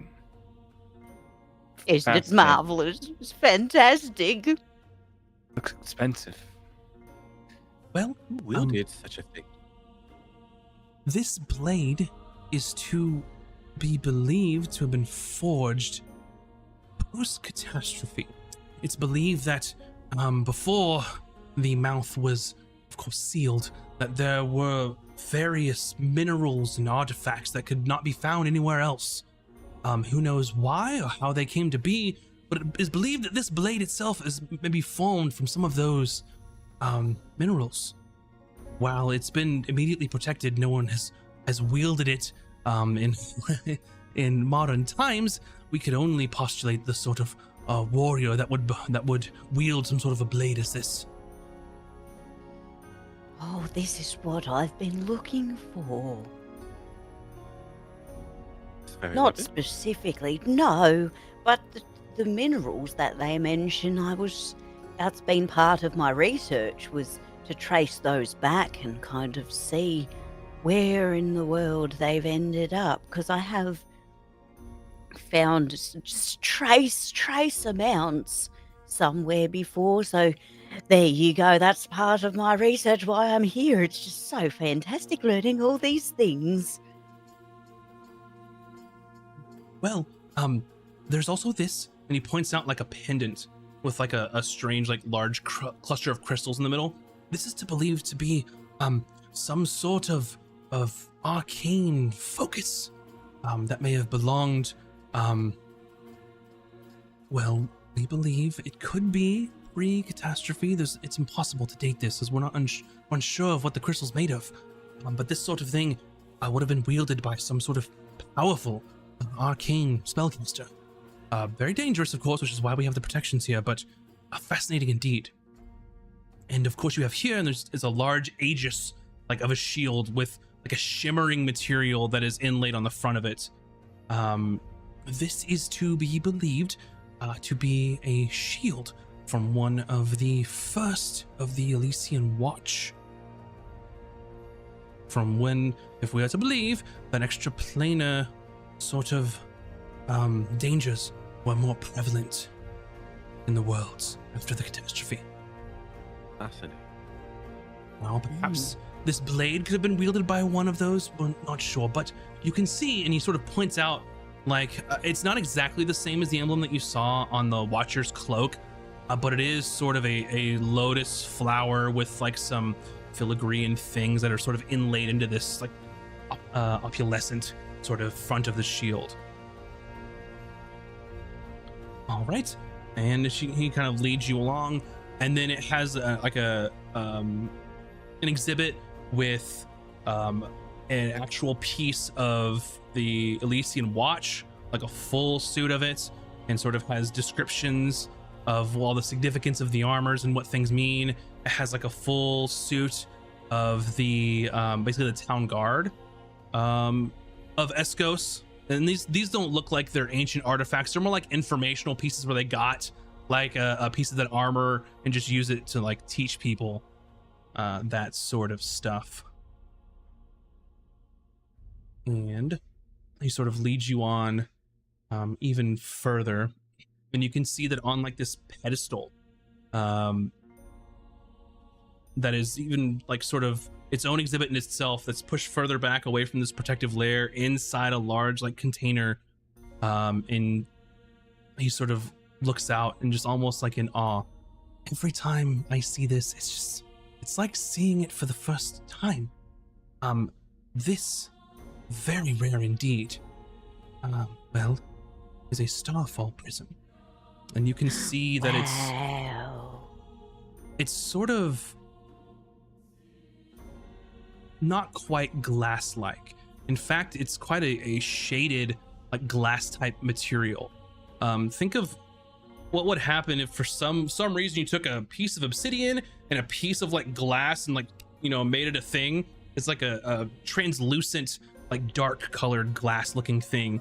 And you can see the lights are touching off of every facet of this many-sided prism and creating like a myriad of colors that's sort of projected onto the wall behind it, almost like they had like a white wall to like project the colors onto.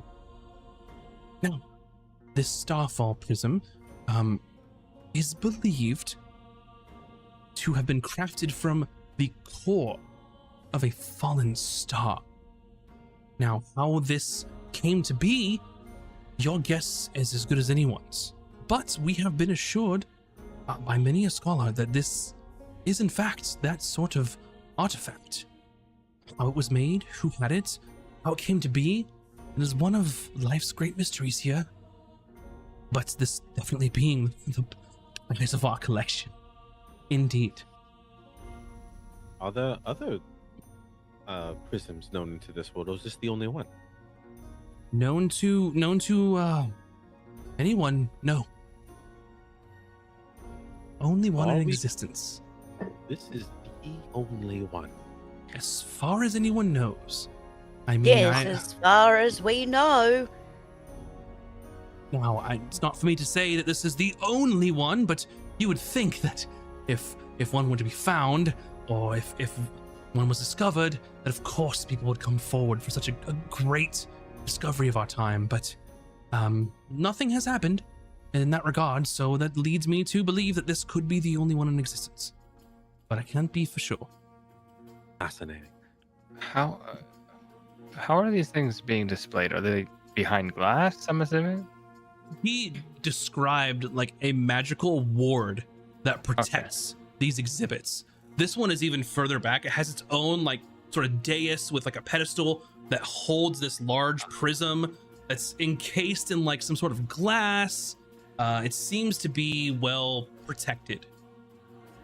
Gotcha, okay. Are there invisible lasers present? I mean, there's a distinct possibility. He did say that there was wards and things, so Sure. You could have an arcane ward that's a bunch of lasers if you wanted. I don't know. I'm not a wizard. do we have to do an acrobatics check to get to this item? You'll probably have to do a lot more than that, but sure, we can include that too. In tight leotard. Yes. And he sort of leads you on, and you can see like an ornate, like silver with inlay like blue gemstones. It looks like a compass. But for those of you that are trained in sailing or navigation or anything, compass isn't pointing north, which is weird. And he says, this is what is believed to be an astral compass. In times before, it is believed that the Elysian Watch or those that came before them that eventually led to forming this watch actually did cross into other planes. And when they used this to know how to get back home.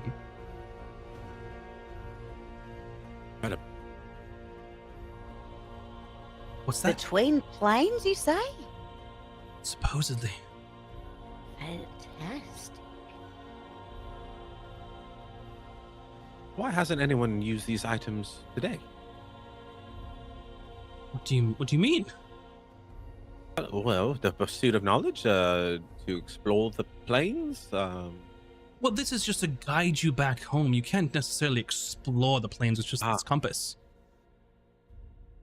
That would, of course, require some sort of, some sort of arcane magic that would be entirely too dangerous for anyone to possess. To sort of go between planes. I mean, imagine, what if someone was able to transport you to another plane and leave you there with no way of returning home? Very scary indeed. Should one person wield that sort of power? No. Of course not. What level of do people here perform any of this magic at all?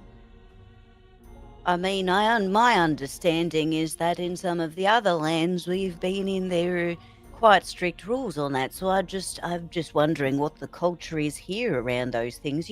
For my notes. Well, of course, I mean, of course, the doctrine of Sine Arcanum that everyone on Escos, as well as most other of the islands, must be registered and have very strict duties that they're allowed to perform, tasks Yes, to better yes. society and such. But of course, Rosadon, that is without any sort of arcane magic. Magic's the Sine Arcanum is where that derives from. But there are those that provide useful services to the populace here, and they are, of course, have gone through proper training, registration, and such, to make sure that the power does not grow too great, to avoid what happened centuries ago. Yes, we don't want anything dangerous. They are quite backwards back in Rosadon, though, don't you think? Well, every one of the islands are self-governing, and if that's what they all chose for that, then that is, of course, their business. Who are we to say how they govern their own lands? So, Yes, true. She just continues writing all her notes. and you can see that there are like various other things, like a list of all of like the chancellors, that were part of Escos, like a history of like prominent historical figures, and that sort of thing. You can also see just various like clothings from time periods believed to have been belonged to like this ceremonial robes belong to like an order of the Lotus robes from many centuries ago, that sort of thing. Just like typical museum stuff. And he leads you to one item that looks like sort of similar to the crown that was carved on that original Lotus King statue. And he goes, yes, the Lotus crown. This is to be believed to have been given to the founder. Well, I should say not Escos. Those lands that were before is believed to have been given to the founder and the Lotus King himself to sort of settle these lands. Sort of a direct gift from him. It's like a sort of silver crown with almost looks like a corona, like around, like when you look at the sun. If you were to look at it from like sideways, that's what it looks like. Wow, it's beautiful. I do Indeed. have a question for you, actually. Seeing as you are a museum person, do you have any information here about the local region? For example, have you heard of echoing crystals? Well, yes, of course. They're a naturally occurring mineral in sort of, tidal areas, caves and such. Nothing necessarily historical in value about them. I just found them interesting. I was wondering if maybe there were any in the local area for me to have a look at. We were looking to take a day trip, you see. Some Oh, echoing crystals, maybe some basilisks. sorry. Yes, we do That's- enjoy some safari times. It's If I were you, madam, I would not go searching for basilisks. They are quite dangerous creatures. well, you've got to live a little bit dangerously sometimes. Right. Moving on. So there are those tidal caves that are probably maybe a day or two travel. That might hold these sort of things. No significant historical value, so it's something that we really explore. But perhaps you could find some there. I would stick close to the coast if I were you. But that's as far as I know. Yes. Oh, wonderful. Thank you. And there's an exhibit that sort of covers the history of the Order of the Lotus Robes. It has like an example of their robes, like a deep, like twilight purple. It has it's like a silky and lightweight fabric. It has an intricate like silver embroidery with like lotus motifs and celestial patterns. There's a hood, a generous sized hood that fits the same theme. And there is a pendant that's sort of crafted from this like almost like twilight hued like mineral, like an amethyst, that's sort of shaped like a delicate lotus flower. And it goes into some of the their beliefs and like the rituals that they perform, the function of the city. It does have an example of silver tongue blossom, but it's clearly like a recreation. It's not actually that flower, because no one's allowed to have it, and it seems that they haven't gotten one from them to display because it would wilt and die and such. Well, is there any questions you may have? I think, is that a good guided tour? Do you have any notes or? Oh, it was fantastic. You're a natural. You're too kind, madam. You're too kind. I'm really gonna take this up with the rest of them and if you all really enjoyed this, I think it's something that we could really incorporate here. That was very educational. I do have a question, since you're a man of knowledge. How would one preserve a silver tongue blossom? I think you have a replica, not an actual one, but... Right. Well, they do only bloom during the full moon, so up until then they are of course a bulb of sorts. Afterwards, once they bloom, from my understanding, they do begin to start dying. The petals will fall and such. It doesn't immediately decay or anything like that. It's just as soon as it blooms, it immediately just starts to wilt. So as far as preservation, that's I'm not a sort of a horticulturist or anything of that sort. So I'm not sure. Are there any in the area? People more versed in these things? I mean, you could of course talk to the Order. They may have some knowledge, but not sure. Oh, this was wonderful. Thank you for the tour. Of course, of It's course. so fantastic. Wow, time does fly. Well, I hope you all enjoyed the museum. Feel free to come back at any time. I'm happy to answer questions. I'm sorry, and your name was? Bartholomew. Bartholomew. Thank you for the much knowledgeable, insightful tour. You're Bartholomew. very welcome. What a marvelous chap. Thank you so much. Well, have a great day. Of course. And he just sort of like doesn't know how to end like the tour. He's never done a tour before, so he doesn't know how to stop. He just nods and then goes back to the front. It looks like it's getting a little late. Shall we go meet our friend? Well, before we do that, I would actually like to buy, reluctantly, a new ship bell. Even though it was Oh, clear that yes. nothing bad happened. But it's better to raise crew morale. Yes, better safe than sorry, as they say. By the way, and then Kuta looks around to make sure no one's like around within earshot and just like whispers to Azric, you know what he was saying about no one knowing about the silver tongue blossoms? I mean, the starfall prisms. Yes. I am actually led to believe that mayhaps we might find them in the mouth as well. But I don't just want to throw that information around willy-nilly, you see. It's very dangerous.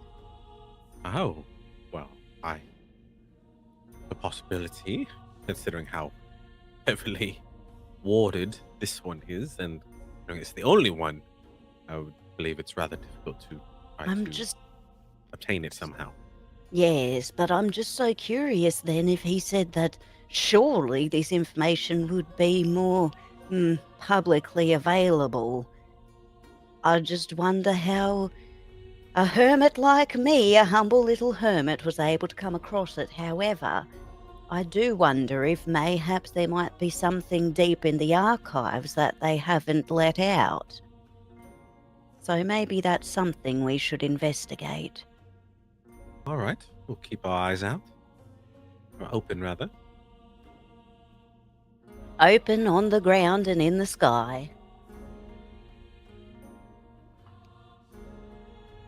So as you are leaving the Luminarium, you can see like on the wall, there's sort of like paintings of the like prominent figures in society currently. So you can see there's one of Counselor Ilara, who is sort of the High Counselor over Escos. She is a high elf with long silver hair, wearing like intricate robes with like a celestial motifs, sort of these piercing silver eyes are how they're painted onto her. You also see a few others.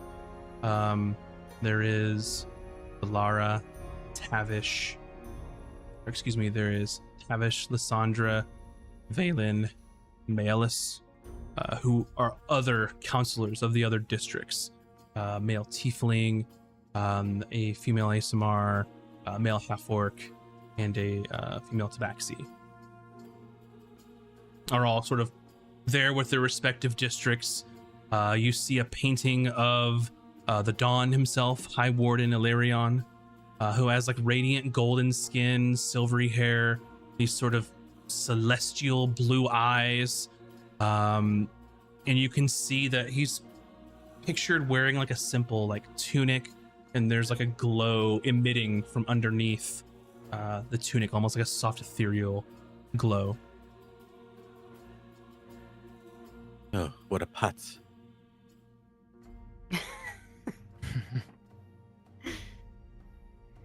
Can't believe they gave him his own painting. Well, it is a beautiful painting. Now, Yeah, this bell, I think I saw a store somewhere back that way. Oh, yeah, back at the Drift. Yes. Shall we mosey on over on the way? I believe so. Yeah, let's mosey. Alrighty. So you are going back over to the Drift to look for a bell in your ship.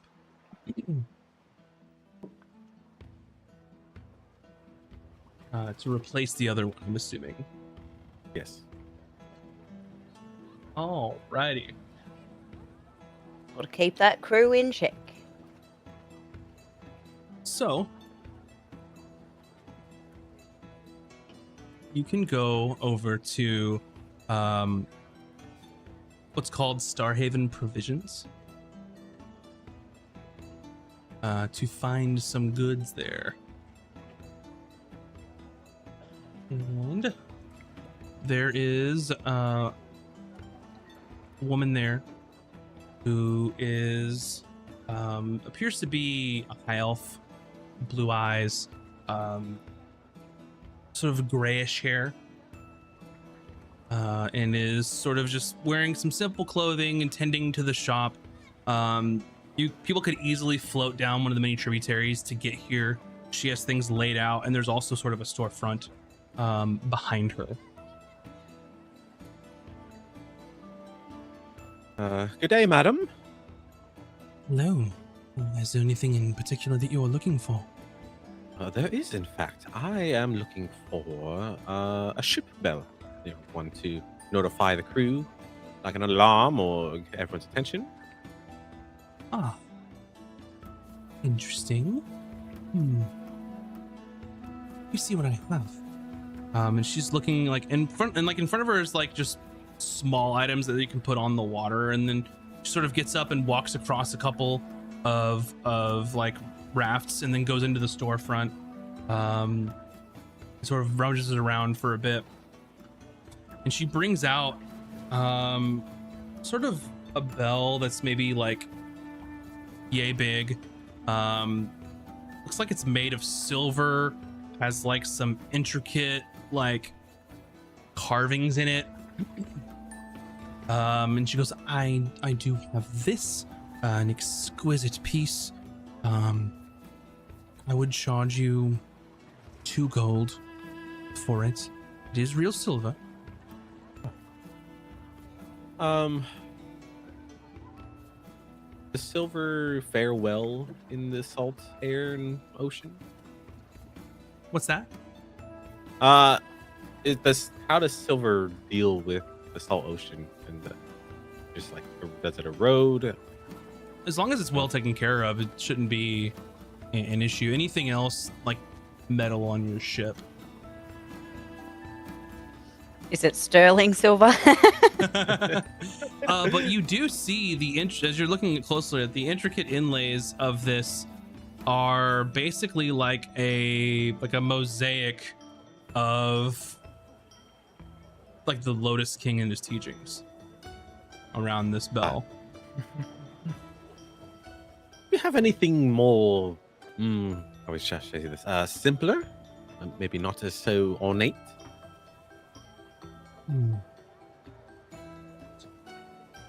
One moment, and she goes back, and rummages for a minute and comes back out, and she's holding a couple different things. She has like a bell set of like different like musical like bells made of like brass. She has a large like wind chime type sort of thing. I have these. Oh, I don't know if this is what you're looking for. I mean, No, not particularly.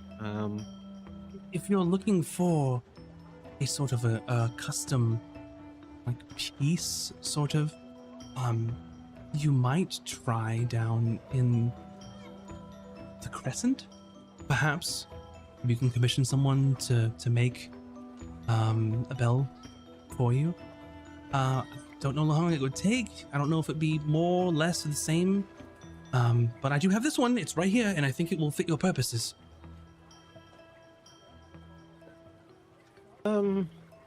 I think it's probably better if I get it commissioned. You know, I'm not looking for something, just buying something to serve a purpose, such as notifying a ship crew that there may be danger or to get everyone's attention.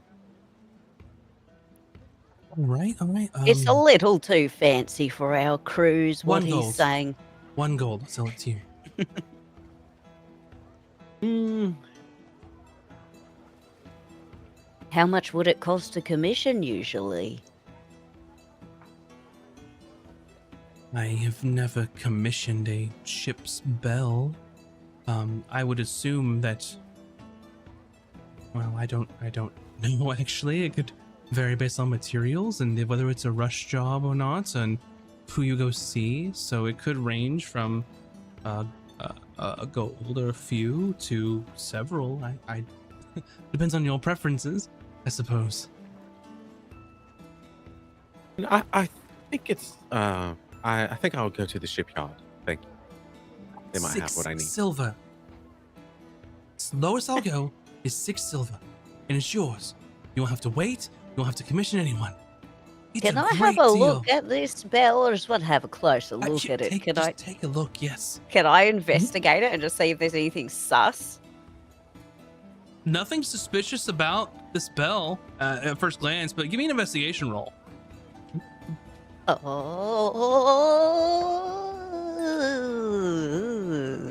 that's a 7. A 7. Eight. Yeah, this That's nice. Yeah. this bell. I mean, it's It's a bell. It's finely crafted. The artistry is top notch. You don't see anything wrong with it.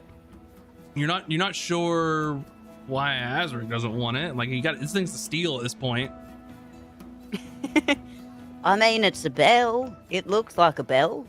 And she rings it. Sounds like a bell. Nice hearty ding-a-ling coming from it. 6 silver sounds like a bargain. I mean, it's barely know more what? than the cost of materials. How about I spot this one, and if we find a better one later, you can grab that too. Very well. I'm not All gonna right, find awesome. much. I'll buy this one. 6 silver, you say? Fantastic. Yes. Marvelous. And she happily hands you the bell and takes the silver. Is there anything else that you're looking for that I could perhaps help with? Pickaxes? Oh. Let me see.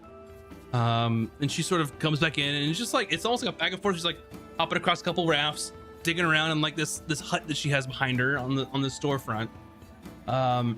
Brings back a pickaxe with the Lotus King on it. And she comes out. She's like, and she pokes her head out. How many were you needing? Just 1 or 2. Right. And she comes out, and she's holding 2 in her hand.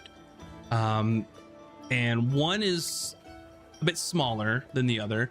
Like, I do have 2. Miner's pick. They are worth 2 gold apiece. That is standard rate. And she has a smaller one. Like, this was made for smaller folk, so thing gnomes, or perhaps like your friend here, and points to Cooter. Easier for them to wield. So 4 gold pieces, and you have 2 miner's picks. Okay, very well. I'll take them. Perfect. And she hands them over to you. I got those in a sort of swap with traveling merchants. So fortuitous that I had them. A swamp? Interesting. A swap, yes, a bartering Oh, agreement. a swamp. Apologies. Yes. No, not a swamp. Who would mind a swamp? Exactly. That's why I was intrigued. All right. Well, I think that's all we need. Thank you. Of course. I wouldn't mind. Do you know where there might be someone selling some of your coolers? See, mine keeps slipping out of my hands and whatnot when we need it most. It might be nice to upgrade it somewhat. Upgrade. Define upgrade. Now you can of course get one in the Crescent. Someone would make one, a weapon of that sort. Oh, wonderful. But perhaps like some better grips so that her like tootsies are just like trying to illustrate holding this like stick thing, and it keeps like falling out of her hands.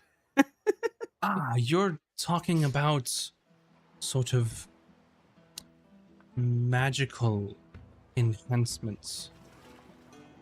Not so much magical, but maybe a bit of rope, a bit of tape, perhaps. No, it couldn't hurt to check out this Crescent district. Perhaps you can get a brand new one. Yeah, Maybe so this one is magical. quite trash historically, so... Who knows? Well, maybe they might make you one that's just better. You're looking for any sort of other like enchantments? That's not my deal. I don't deal in those sort of things. You might have to know someone who knows someone who collects, or I'm not even sure. Oh, well, that's wonderful to know, though. Thank you. Of course. Well, if that's it, then thank you so much for your patronage, and safe travels. Well, thank you. As she walks out, Kuta rings the bell. She goes, "Ring-a-ding-ding!" Yeah, it's loud. It's a great bell for your ship. adorned with Lotus King teachings all over it. Think on it this way. You won't have to see it. It'll be way up high on the mast. It's I'll better than know nothing it's at this there, stage. Hayden. I'll know it's on the ship. And it's there with the scriptures. Whatever. No. It was cheap. I can make made of some silver, right? modifications myself, perhaps. Made of silver, right? Mm. I think you can score up silver pretty easily. Just take a blade to it a little bit, scratch it up, you know? Because I do have like the right tool for the job, so I could just be like making some blacksmith's tools. Gotta sort this out for Yeah, you, no basically, like, problem. It's like a whole day's work of grabbing like a chisel and like hammering out the intricate inlays that are like Yeah, you know, this deep in the bell. but then instead, Kuda will put like, have you seen those like pottery videos on Instagram where they have like the glitter stuff that they decorate the outside? She'll just fill all of the indents with like blue and purple glitter for you. Yeah, I mean, if you want, you can spend a whole day doing that at another time to Yeah. fix it up. Wonderful. I'm sure we could trade it up. We got it really cheap. It's silver. I'm sure we can make a profit, or at least get a more appropriate battle for our ship. Well, fair enough if it so offends you. It does. Now, let's continue. I do not want to speak of this anymore. To the crescent. No worries. To the crescent. Yeah. So you kind of head back down towards the south, out of the Lotus Heights, and down towards the Moonlit Quarters, and then to the east you can see the Crescent, where it's just full of those just doing any sort of artisan's work. You are looking for basically someone who crafts weapons, and you're just looking for like another Yukulwa, basically. Yeah, just like one that I don't know if they. Maybe a I don't know if spicy maybe. one, right? Hey. With +1 on it. So yeah, that's Yeah, the difference that'd be nice. is if you're looking for like anything plus or magical, that's not like something you can go to the store and just buy. You either have Yeah. to find it in your adventures, or you have to potentially know someone that can like get you an introduction to like someone who might be like, 'cause people who have magical items, they're not like go to the store and like pick one up. It's someone who has more money than they know what to do with and are a collector and are willing to like wheel and deal. Or you could be lucky enough to find someone with sort of the arcane prowess to be able to craft them. To be able to increase my hit like DC with just like a +10 or something, just to like And you know, just to give me a little bit of a hand, just some sticky tape, you know, to keep it actually in my hands when I roll would be really good. Yeah, I mean, you could try and locate someone that's like a deals in that sort of stuff, or potentially find someone that has the power to make it. But I mean, if you spend the time and get the right rolls, maybe some materials, you can make them. Being an artificer. Exactly. So One day you we'll could get make there. it. If it's just a matter of spending some downtime and spending some money. So you've got to spend time not adventuring to do that. How would I what would I need for that? Do I know? I feel like I would know that, but as a player, I'm not sure what I need, but I can also ask you after today. Yeah. So crafting a magic item, or any sort of item, you have the tools available. You're an artificer. You can make it happen. Okay. And basically it's determined by like the sort of rarity of the item, whether you can make it or not, and how much time and money you basically sink into it. So Okay. you would need like raw materials that would be worth half of the items, like, you know, cost. So it's a thing that you certainly can do. Magic items take a longer process, might take some materials that you might need to find, but it's certainly doable, and you're more than capable of doing it. So you could, So weird. yeah, you could research a That's- formula to come up with it. That's all within your purview for sure. And we can kind That's of my do the side quest to Yeah, we make me can- more versatile in combat. yeah. So just for like a rough like estimate, like if you were trying to make like a common magic item, it might cost you like 50 gold pieces worth of like materials and take you a week, and you might have to go get some extra like special stuff, some special sauce for it, right? Cool. For like uncommon, it's going to be a little longer. It might cost you more. You have to get some other things, that kind of stuff. When Yeah, you get up to cool. like rare, that's when it's like, holy shit, you're spending thousands of gold and taking months to make things. So yeah, either, but it's like just like a +1 like weapon. You could probably do that if you had the right materials and right workspace and some time. Yeah, cool. Okay. We will discuss that at a later date, logistics wise. Yeah. Does anyone else need some weapons? No, I think I'm good. Yeah, I think I'm all right. So if you're like perusing down, looking at the crescent, and kind of in your mind, could you're like, I can do this. Like, why would I spend money on this? Like, I could just do this. Like, why waste the gold? Just give me some time. Have you seen my fishing rods? Best in the land. I think your memory is a little bit different than mine, Kuda. Imagine if I had to roll to upgrade my Yakula. There are roles involved. Oh boy. Yeah, so it'd be like an Arcana roll and some of that stuff of getting formulas and all that stuff. But we'll get into the crunchies later. I'm actually excited for that. Okay, yeah. cool. Thank you. Of course. So with that, you've been kind of, doing a little walkabout in the town. It's getting later in the afternoon, and you know that at some point you're supposed to meet your buddy Zinjarn Old mate. Yeah. All right, at the Eventide Citadel. go ahead there. Alrighty. So you take a turn to another district of Escos. And the Eventide Citadel is also in Lotus Heights, since it's built in the same area, or excuse me, the Zenith Gardens. Too many names.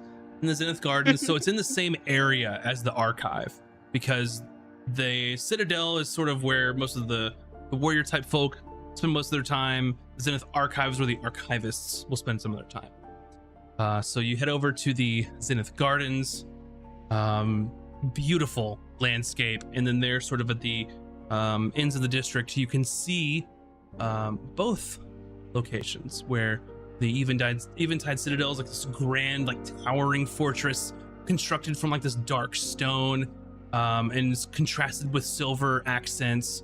It's got multiple spires and towers, and they're illuminated with like enchanted lanterns in the top that sort of emit this soft light. And it's surrounded by like a sprawling courtyard that sort of blends directly in to the Zenith Gardens district. And as you would know, Azric, being from the area, the center of the Citadel, the heart of it, is the Hall of Elysia, which is sort of this vast chamber where the who's who of the Watch will convene. And then, of course, close by is the Zenith Archive.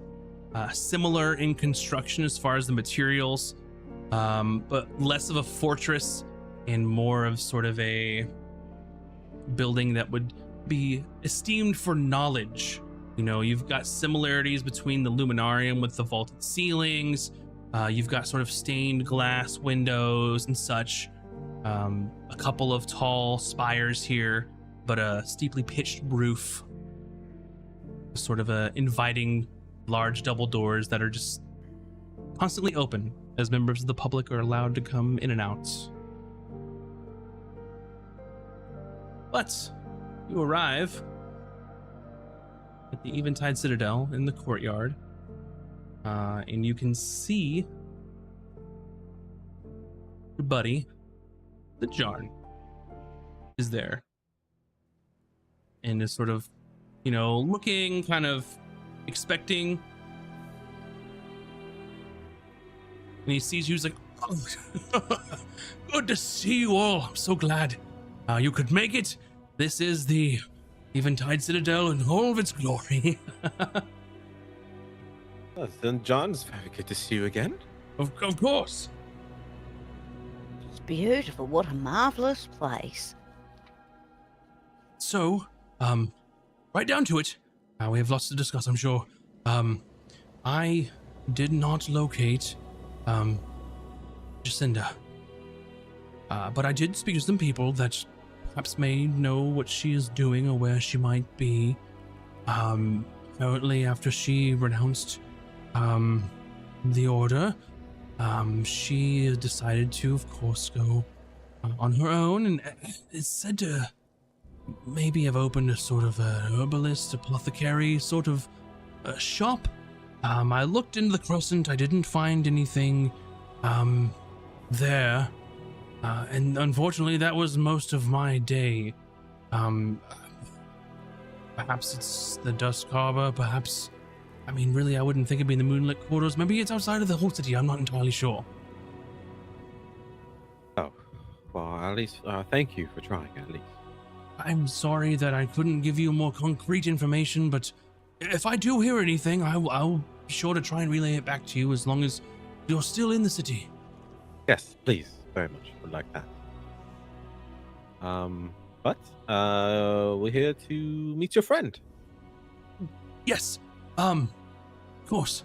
Well, we can go over straight to the archives, the Zenith archives, and I'll see if I can run into her. I believe that her rounds are there as part of her training, so perhaps we'll get lucky, and we'll see. I hope no one minds us interrupting. It's open to the public, so it's not a big deal. Oh, fantastic. Alrighty. Well, follow me. It's just across the courtyard here. It's not too far of a walk. Excellent. And he sort of leads you over there.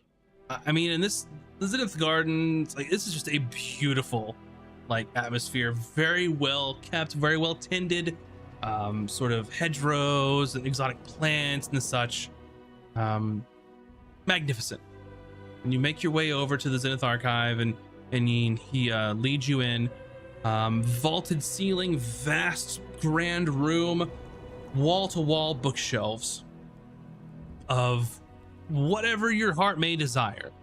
You can see many local people. There are children there with their parents looking through various books. There are those studying, and he spots someone. He goes, there she is. Tessa is her name. If you would follow me.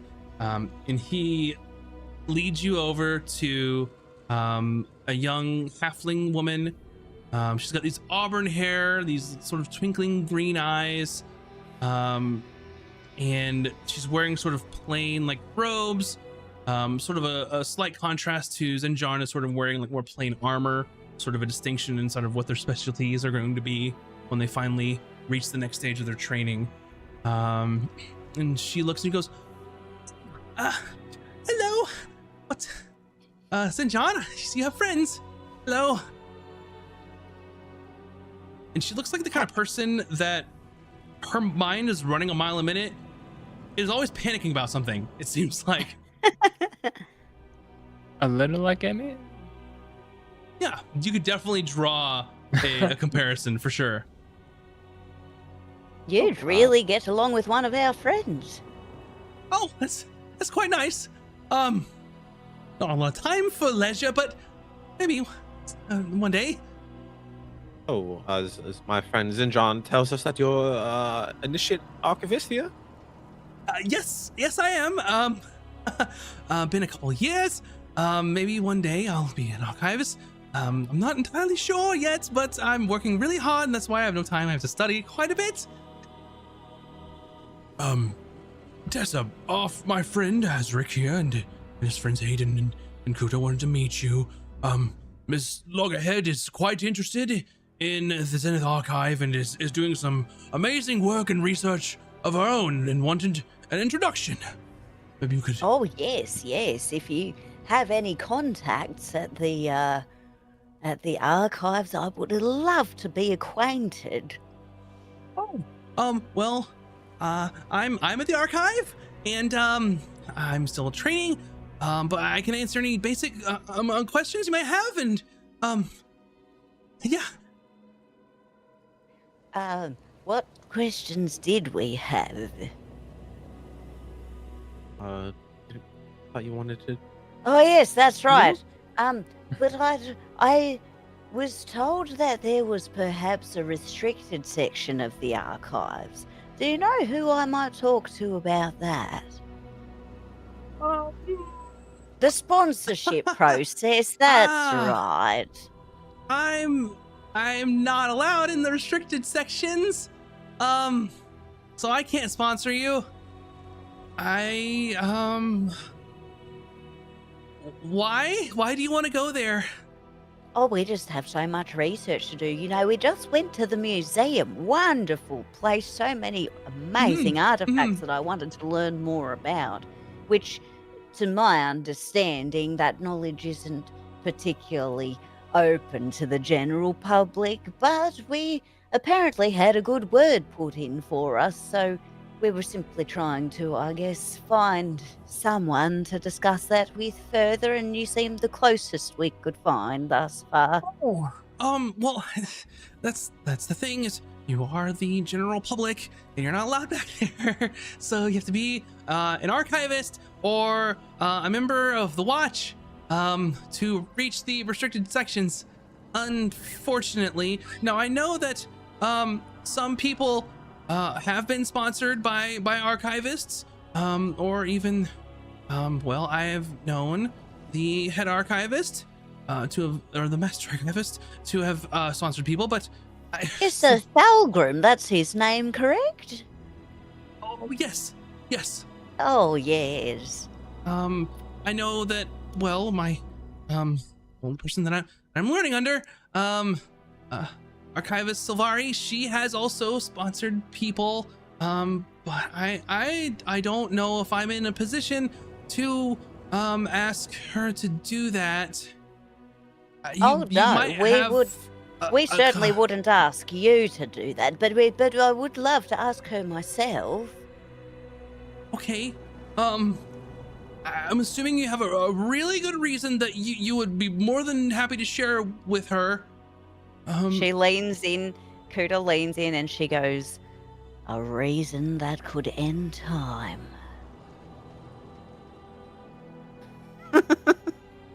Oh, right. Yeah, for sure. Yeah, sure. Okay. So yeah, maybe you could talk to her. Maybe you could work something out. I have no idea. Archivist Silvari, and she's like looking around, and you can see, that there is an Eladrin, woman. The sort of arms are crossed, and is leaning against a shelf, just staring at Tessa, and looking at her. And she sort of has this subtle, like, light brown hair that always seems to be sort of moving, almost like there's a slight breeze. But you can see from here, it's not too far away, her eyes are sort of like the color of like orange or autumn, and they're sort of like trending towards red. It's almost like her eyes are changing colors. She looks very annoyed. Is that her? Oh, yes, that is Archivist Silvari. I'm so sorry. I do have to go. I have to get back to my duties, but I'm sure she'd be so happy to help you all out. Nice meeting you. Well, yes, thank you. Good luck to you. Yeah, Zilacharn, thanks for introducing me with your friends. I do have to go, though. Bye. And she it's like almost skitters off. Well, Very high strung. Yes, panicky little one. Probably needs some good herbs. Well, that could have gone better. Tessa appears to be under quite a bit of stress. Oh, it's understandable.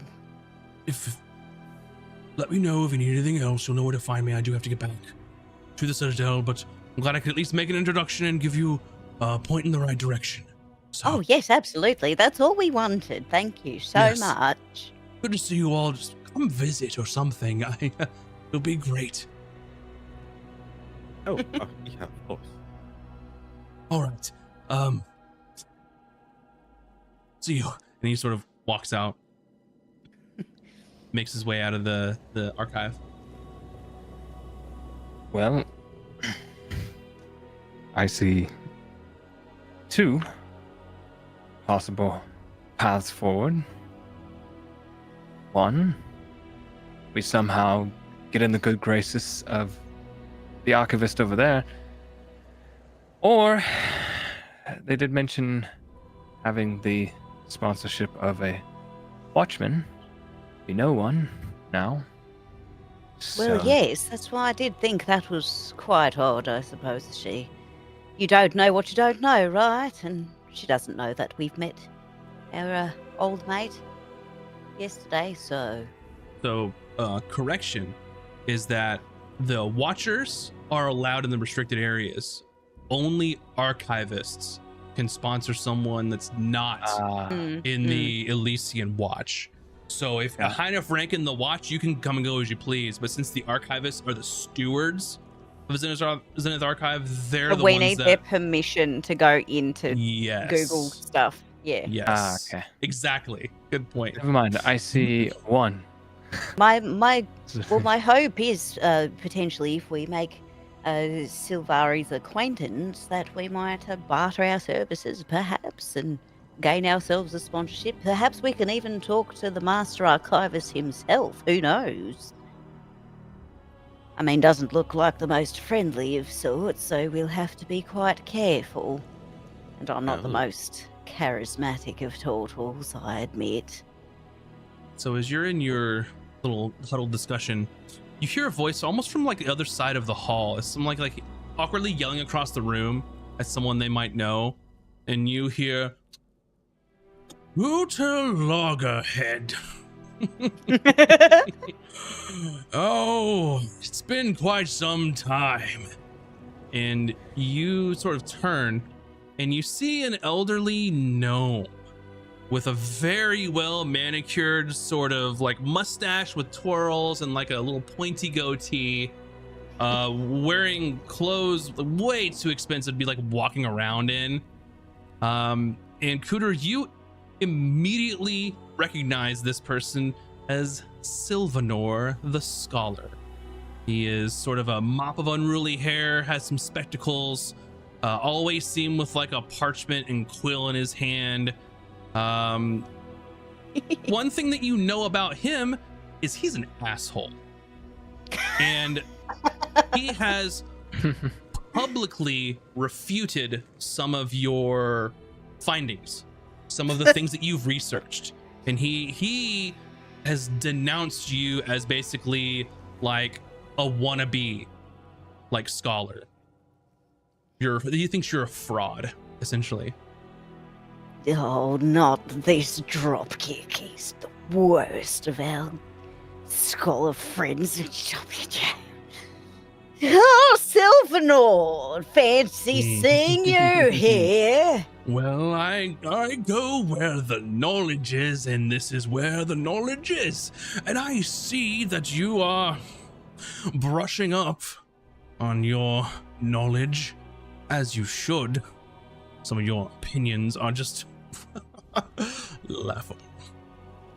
Well, you know what they say, the earth is flat.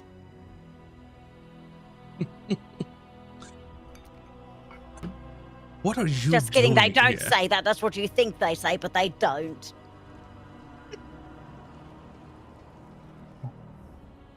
Well, I'm just here to learn more, Sylvanor. There's always a pursuit of knowledge. Science is trial and error, sir.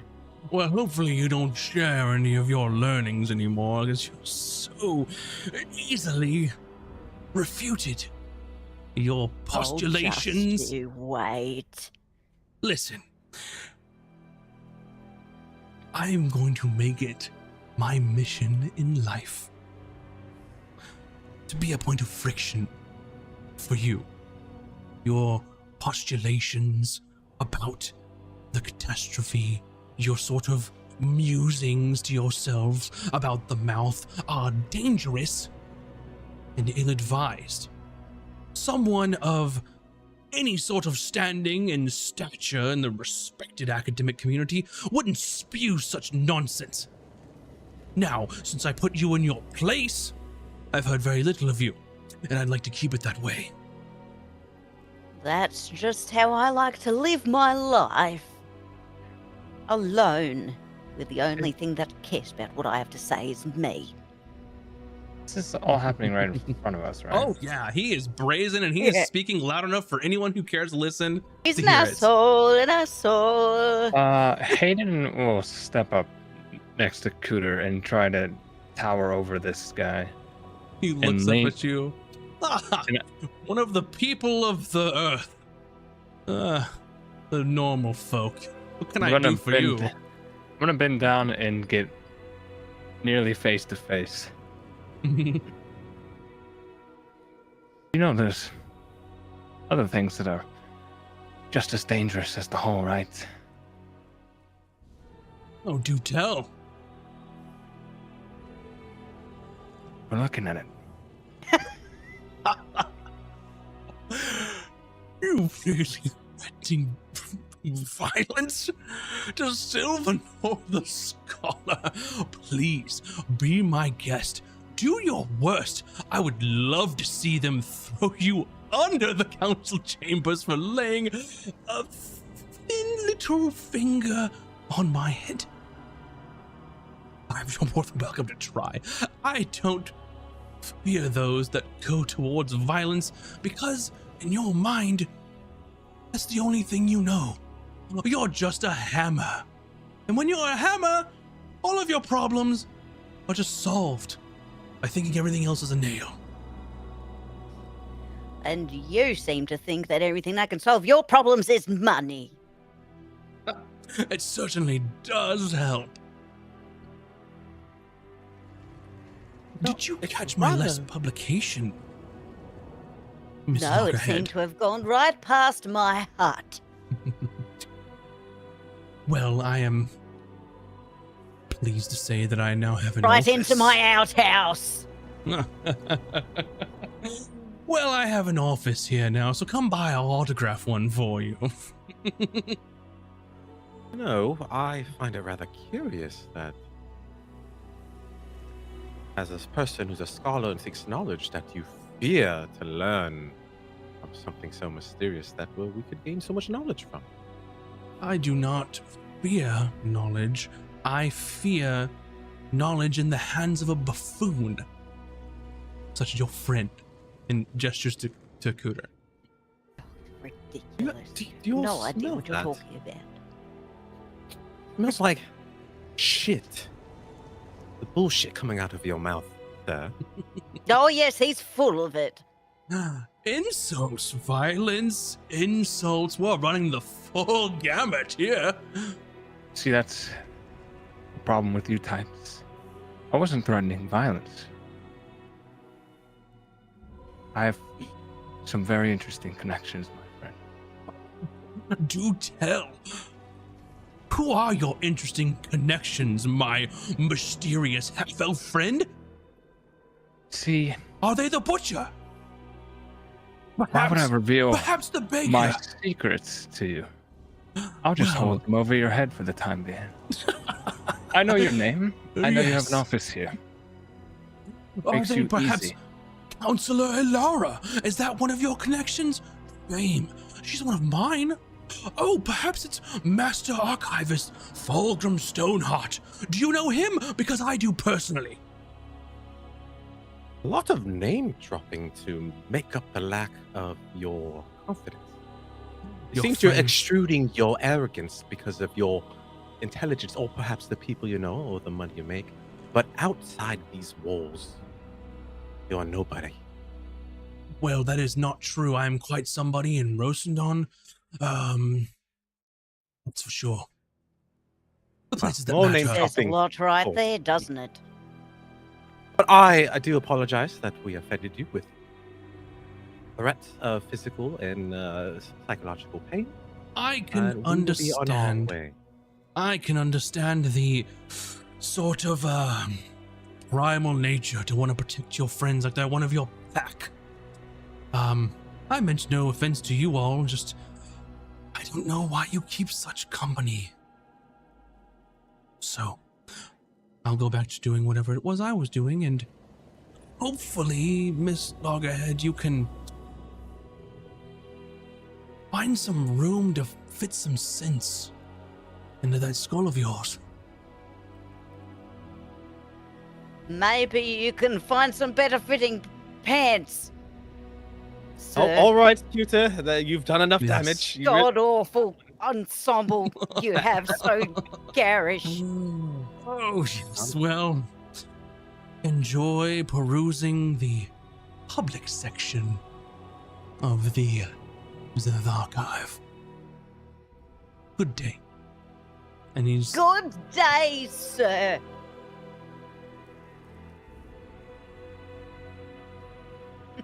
just saunters off. You want us to come back later, Kuta, and blow him up? Oh, the things I wish I could do to that god awful man. You know what you could do, Kuta? Is prove him wrong with your publications about the mall, because they are true. I believe He's you. proved me wrong at every turn. That's what we That's need good. to get into these archives, but you don't understand. The influence he wields is ungodly. Sounds very local. Well, that's the thing, Kuta. We lack the knowledge, and all things of science is once new information is provided, things change. Well, precisely. That's what I tried to tell him, and he just continues to antagonize me.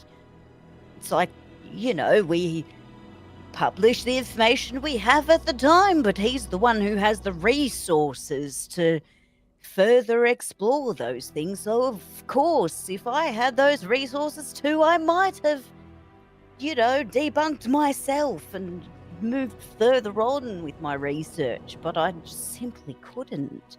And now I worry that he's going to get in our way of getting into these archives. We're really going to have to leverage what we can offer. Physical pain. Well, perhaps not to him, but maybe with this pirate problem. Right. If I we don't do- think that's something he could do. Always hiding in absolutely his office, in his fancy robes, his ill-fitting pants that are too short to cover his ankles. It is unsettling, yes. Only slightly. Well, I believe we've kind of gotten nowhere. And the Moon Festival is upon us. Yes, it is. Maybe Do we still try and introduce ourselves to Silvari given this new situation we find ourselves in? I don't know what the goal is at the moment, besides any knowledge. We do still need to get into these archives to connect the dots around this Starfall prism, is what I wanted to look at. But also, how might we get some of these blossoms? Yes, that is the real question. Yes, that's the most pressing one, isn't it? And maybe how to preserve it. If the flowers wilt, can you still use the wilted flowers for the spell? Hmm. Make an Arcana check. Can I do one too? Absolutely. Tell her in a Fantastic. conversation. All right. That was Oh 20. no. Not 20. What'd you get? I got 17. 17. Still respectable.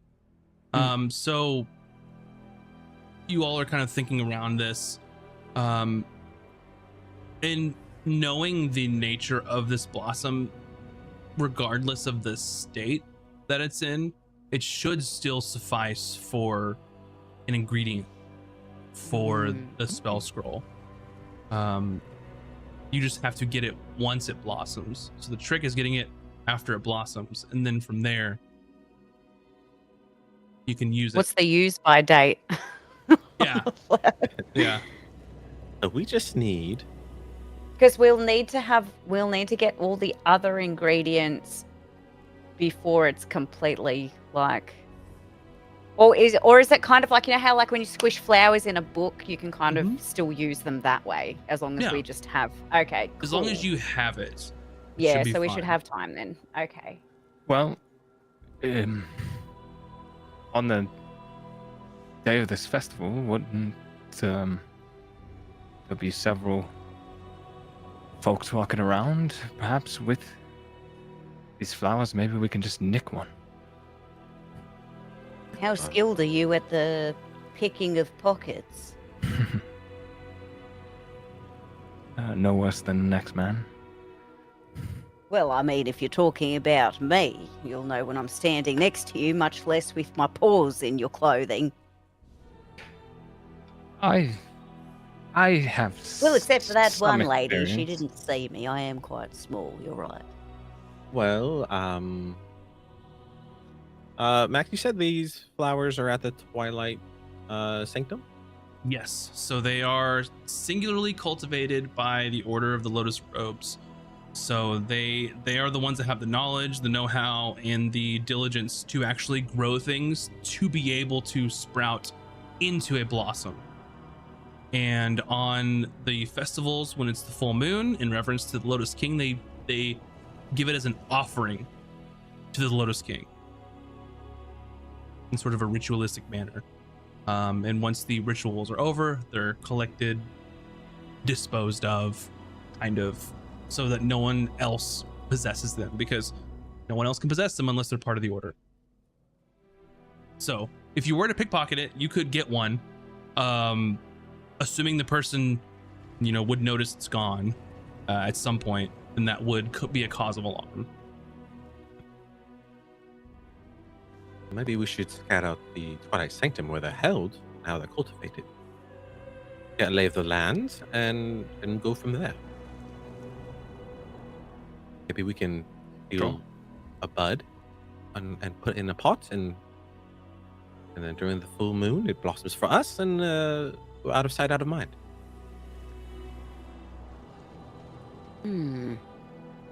Yes, you're right.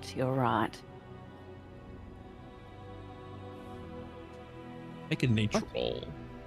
Nature roll. 13. Yeah, 13 as well.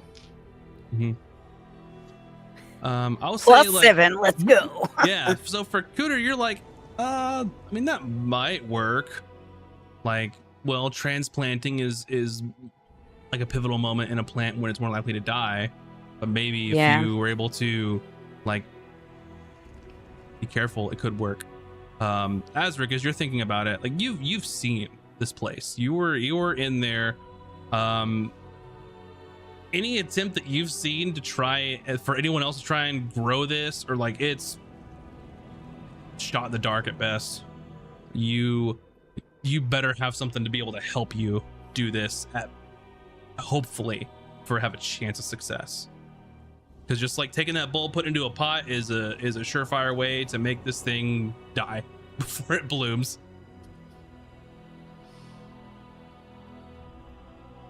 That's why they're so special. Only the order can grow. I have an idea. Do tell. The woman who raised me when I was an orphan is an herbalist. You may know of a way. Just Problem is, we don't know where she is. Is that the Jacinda you were talking about? You said yes. That Zildjian was trying to get information for me, but he did say she opened up shop somewhere. We just don't know where inside the town. It could be he didn't find her in the Crescent. It might be in the outskirts of town. I'm not sure. Maybe if we try to inquire amongst the town people about the Nobilis, that might help. Yes. Where shall we start with that? I just ask the locals, I suppose. Well, do they have some kind of infirmary or hospital in the area? I suppose they may get supplies from such a person.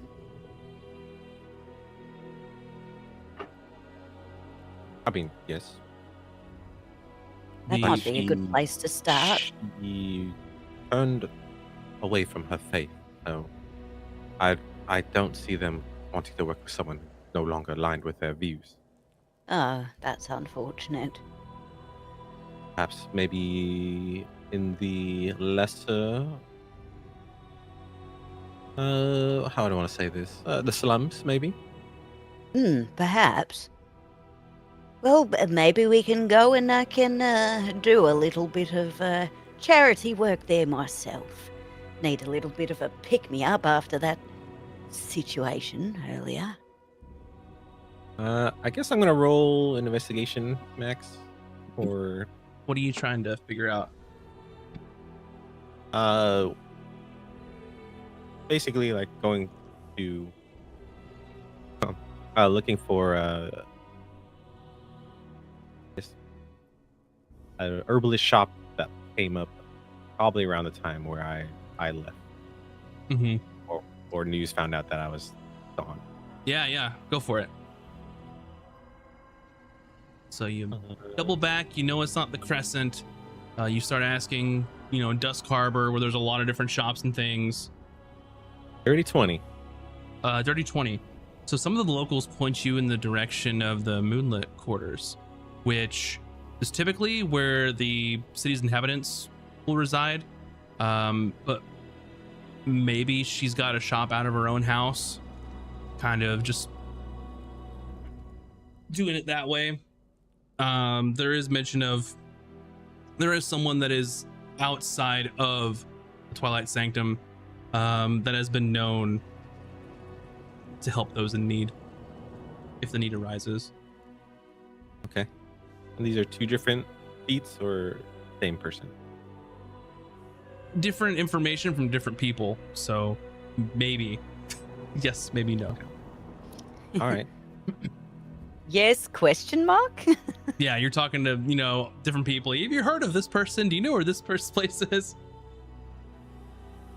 But at least you've got a direction on the Moonlit Quarters and All right. have an idea of what you might want to do. And quite frankly, you basically have a full day to figure this out, because tomorrow night with the full moon, the ceremony is happening, and once it's done, that's a whole month you gotta wait unless you figure something else out. All right. So with that, I think that might be a good place to stop for the evening. So I hope you all enjoyed watching our game tonight. Lots of new information to be found in the city of Escos. I will say thank you very much for the raids from Old World Charm, as well as Blue Cottage D&D. I try to shout it out in the chat. We're a serious D&D show, so during the game, I try to keep focus on what's going on and be fully immersed. But thank you for supporting us. I very much appreciate it. If you haven't yet, please go check out our YouTube. Go support us over there, as well as check out our podcast, or come hang out with us in Discord. Ask us any questions that you want. Talk about whatever you want in there. So with that, I will say thank you so much for watching. And we will see you all next time. Bye, everybody. Bye.